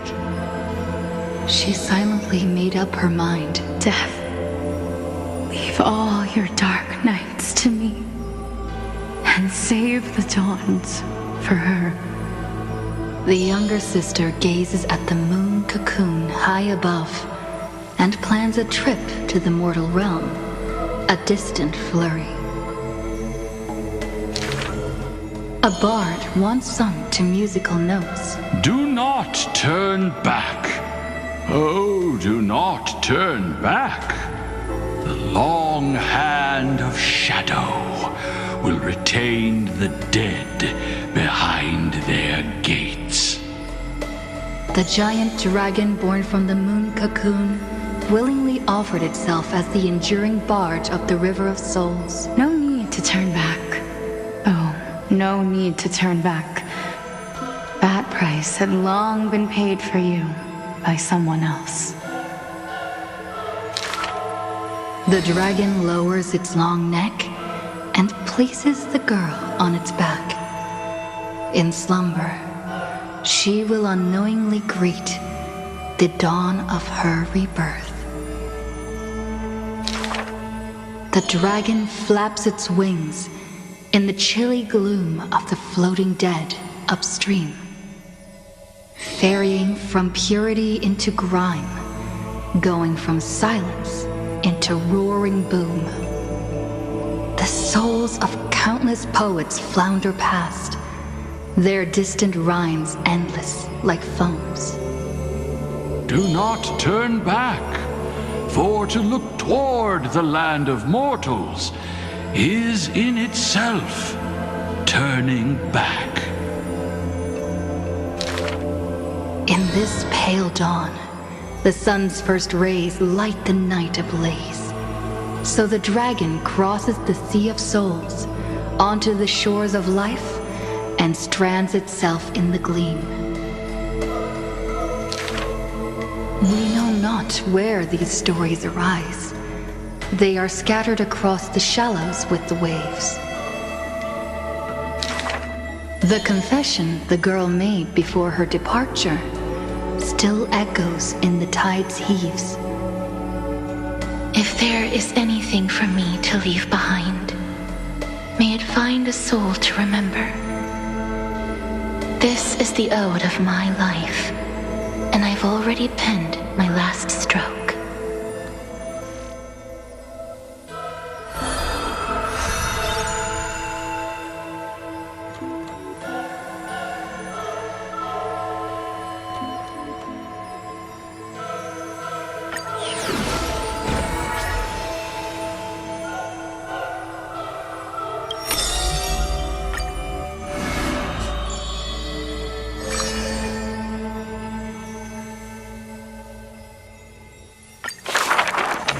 The solemn council is still filled with clamor.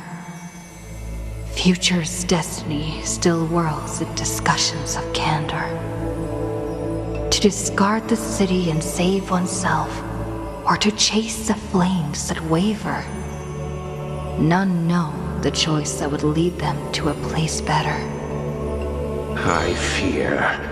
How can mere mortals defy the gods? I worry. How can mortal bodies reforge the world anew? I suspect that the prophecy is simply a rumor.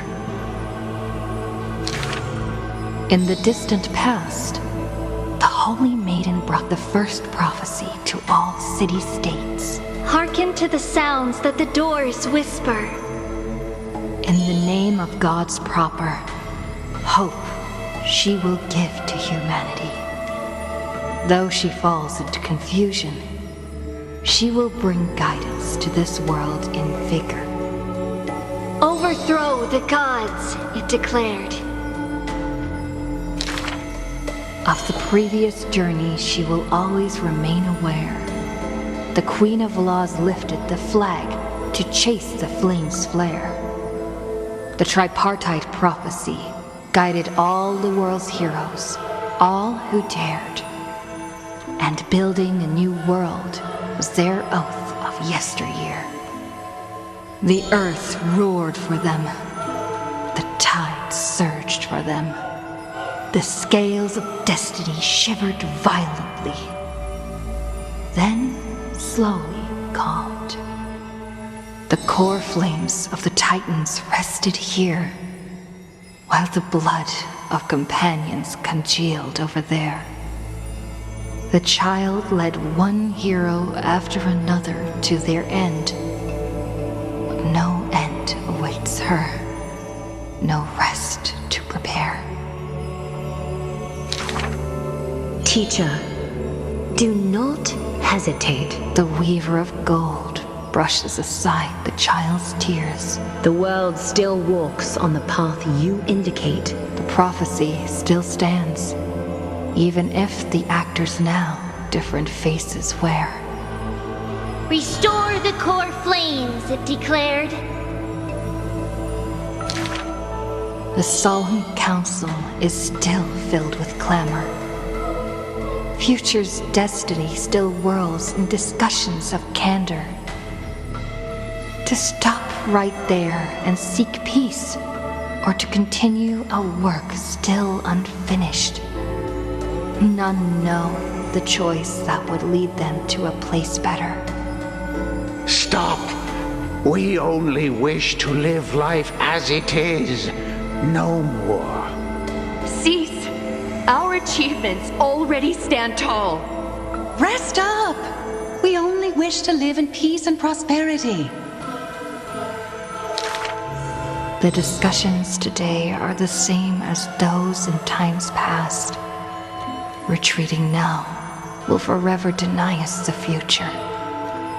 The child has already conquered her confusion and fear. No longer before the mists of fate will she cower. Hearken to the sounds that the doors whisper. She travels through myriad passages, burning with determination, to once again bring light to humans through her endeavor. The children fly into the streets, wishing to encourage the residents' faith. Please, be not afraid. We will definitely bring you to a new home. Lady Treaty, Lady Trian, please, don't cry. Do not worry. We trust you always. The matron wipes away the tears on the children's faces. The praying ones piously bless them in faith. The lost ones take the children's hands, just as the prophecy guides their path. Bear the divine authority, it declared. Quiet Trinan has little to say. Lively Trian loves to play. And well-behaved Treeby roams around all day. The people's encouragement rings sincere. Chrysos heir's companionship lasts through the years, and mother's embrace warms up every dream. Thus the child understands, thus the child accepts, though countless farewells on her shoulders weigh, though destiny's blood dries like clay. There will always be passageways filled with warm sun rays that silently open to them in future and past days, and from them a voice says, Forge miracles, it declared.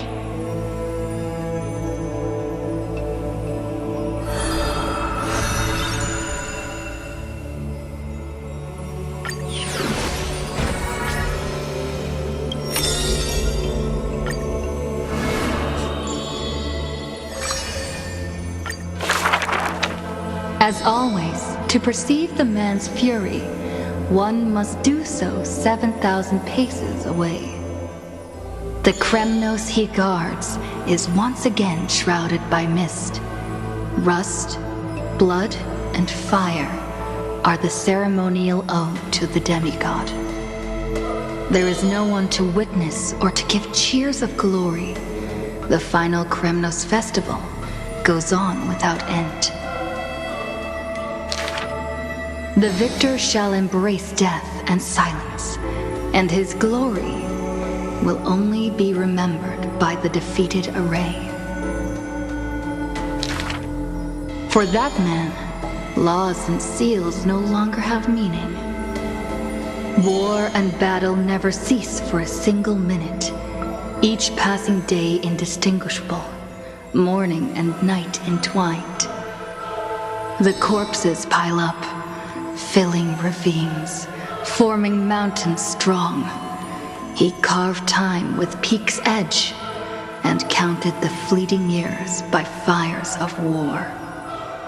Sometimes the lion would climb to the hilltop to look down on the world and search for friends in longing. The distant heavens and earth stretched vast and boundless, but their endlessness felt ever more remote. Like Nikador, he cannot escape madness's clutches. Guarding the city alone and embroiled in war, the murmurs of the black tide constantly sound in his ears. Yet a flame soars up his chest every moment, casting a light upon the indomitable path behind him. Memories seal the echoes of the past as the man strides into battle, fists clenched fast. He is the wound this world must bear, the new king before whom old gods despair. As stated in Idonia's poems, humans are born with eyes closed to accustom to this world's light, and their sight fades in old age to reacquaint with night's anthems. But the man did not bow to the decay of time, rejecting the lure of death's gall.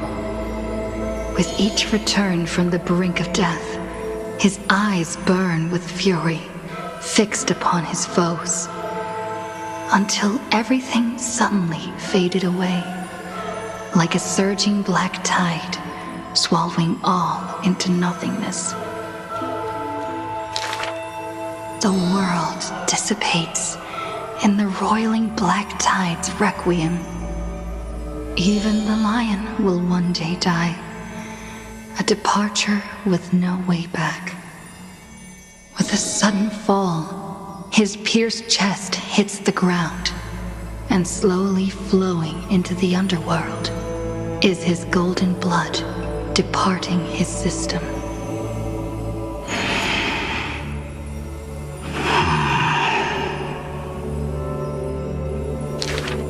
But that gaze, fierce as flame, never dimmed, not even in death. Looking beyond those flame-seeking figures, reaching far toward the endless horizon. In the morrow's sky, the stars will chant. The lone king of Kremnos is called Mighty. His journey was one of ceaseless, eternal warfare. And behind him, he left a world ablaze with glory.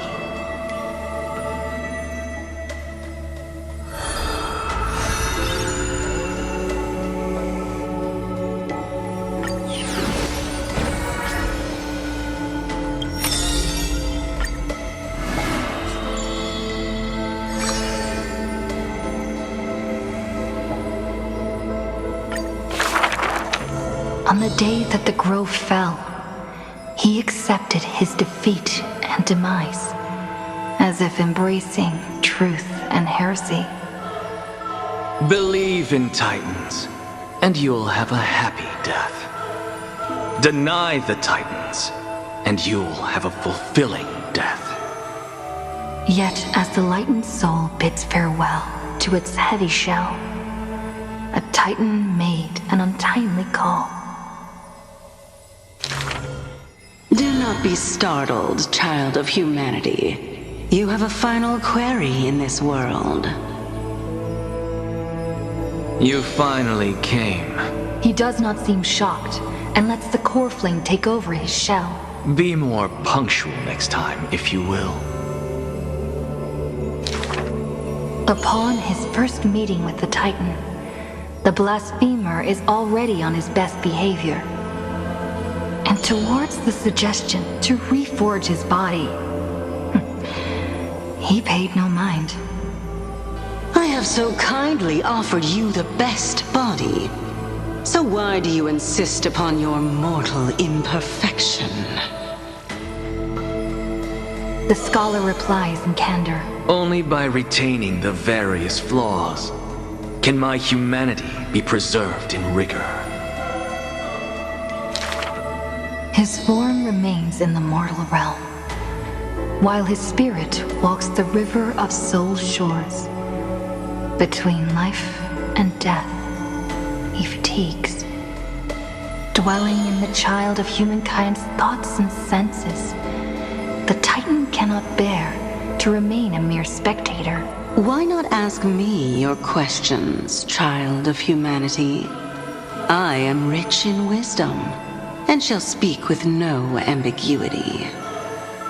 As though an unspoken pact, the scholar asked the god about all things, feigning a humble quest for knowledge. Do you treat me just as a way to answer questions? A mere machine? The Titan got what they asked for. You should thank me, for good questions are rarer than good answers. Compared to the joy of a new life, the scholarly breakthrough, carried home alongside death, filled the scholar's heart with more fervor. He returned to the Scourged Grove many times, and the black tide followed.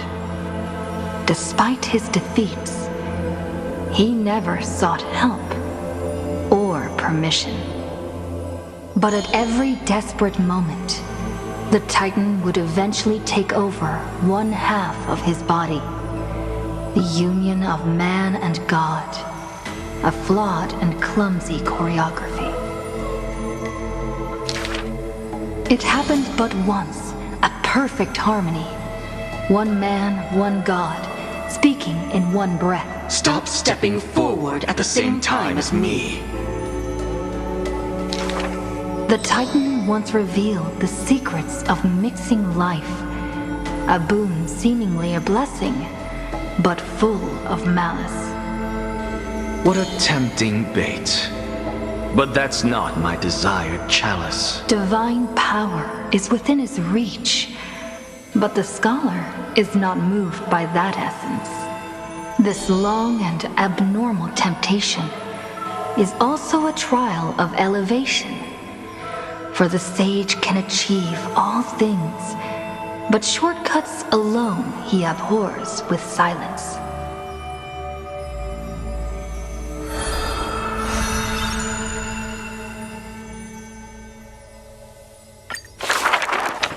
Teacher, in this tumultuous world, have you thought about your will? It was just a joke, but the scholar still at the grove answered with extreme caution. He has much to say about his posthumous affairs, exhausting all, fearing the smallest omission. Teacher, could it be that you fear death? The assistant asks in concern.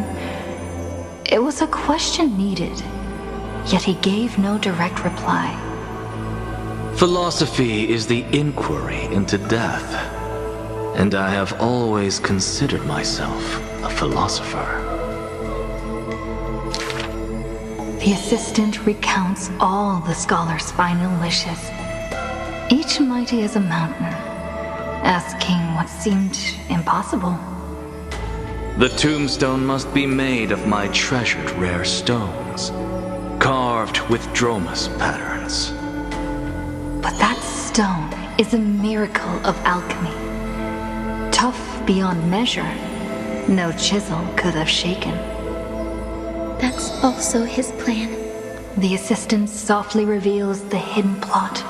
He hopes that instead of shedding tears over his death, we will find it in us to smile, even in a moment of sorrow. It's rumored that in the depths of the grove, the scholar left a teaching ingenium, imitating himself to the utmost detail. Go back. The living have not exhausted their thoughts. Go back. The dead have no desire to teach their works. The ingenium's words are cold and detached, like the deceased man himself. But if you have no one to talk to, fine. You can sit and converse. Now, the grove is no longer bustling, and the scholar has returned to dust. Thus, few in this world now know how he was also troubled by solitude in life. Someone once suggested, perhaps your ambition should also find its place among your final wishes. Pointless notion. He dismissed in derision. Unveiling the countenance of the gods is a task for the living. Perhaps that is his haughty position. Such a melancholy topic. Yet he insists on feigning a twist, avoiding it altogether. Perhaps these chapters should not be retained. Most are from the scholar's handwritten drafts, shown without his permission. Yet there seems to be a voice there in remonstration. It's just the past. What harm is there in revelation? Even in passing, his hubris still resounds in reverberation. The smaller a thing is, the more it shows its weight. The more foolish my name is, the more glory my achievements will be in comparison.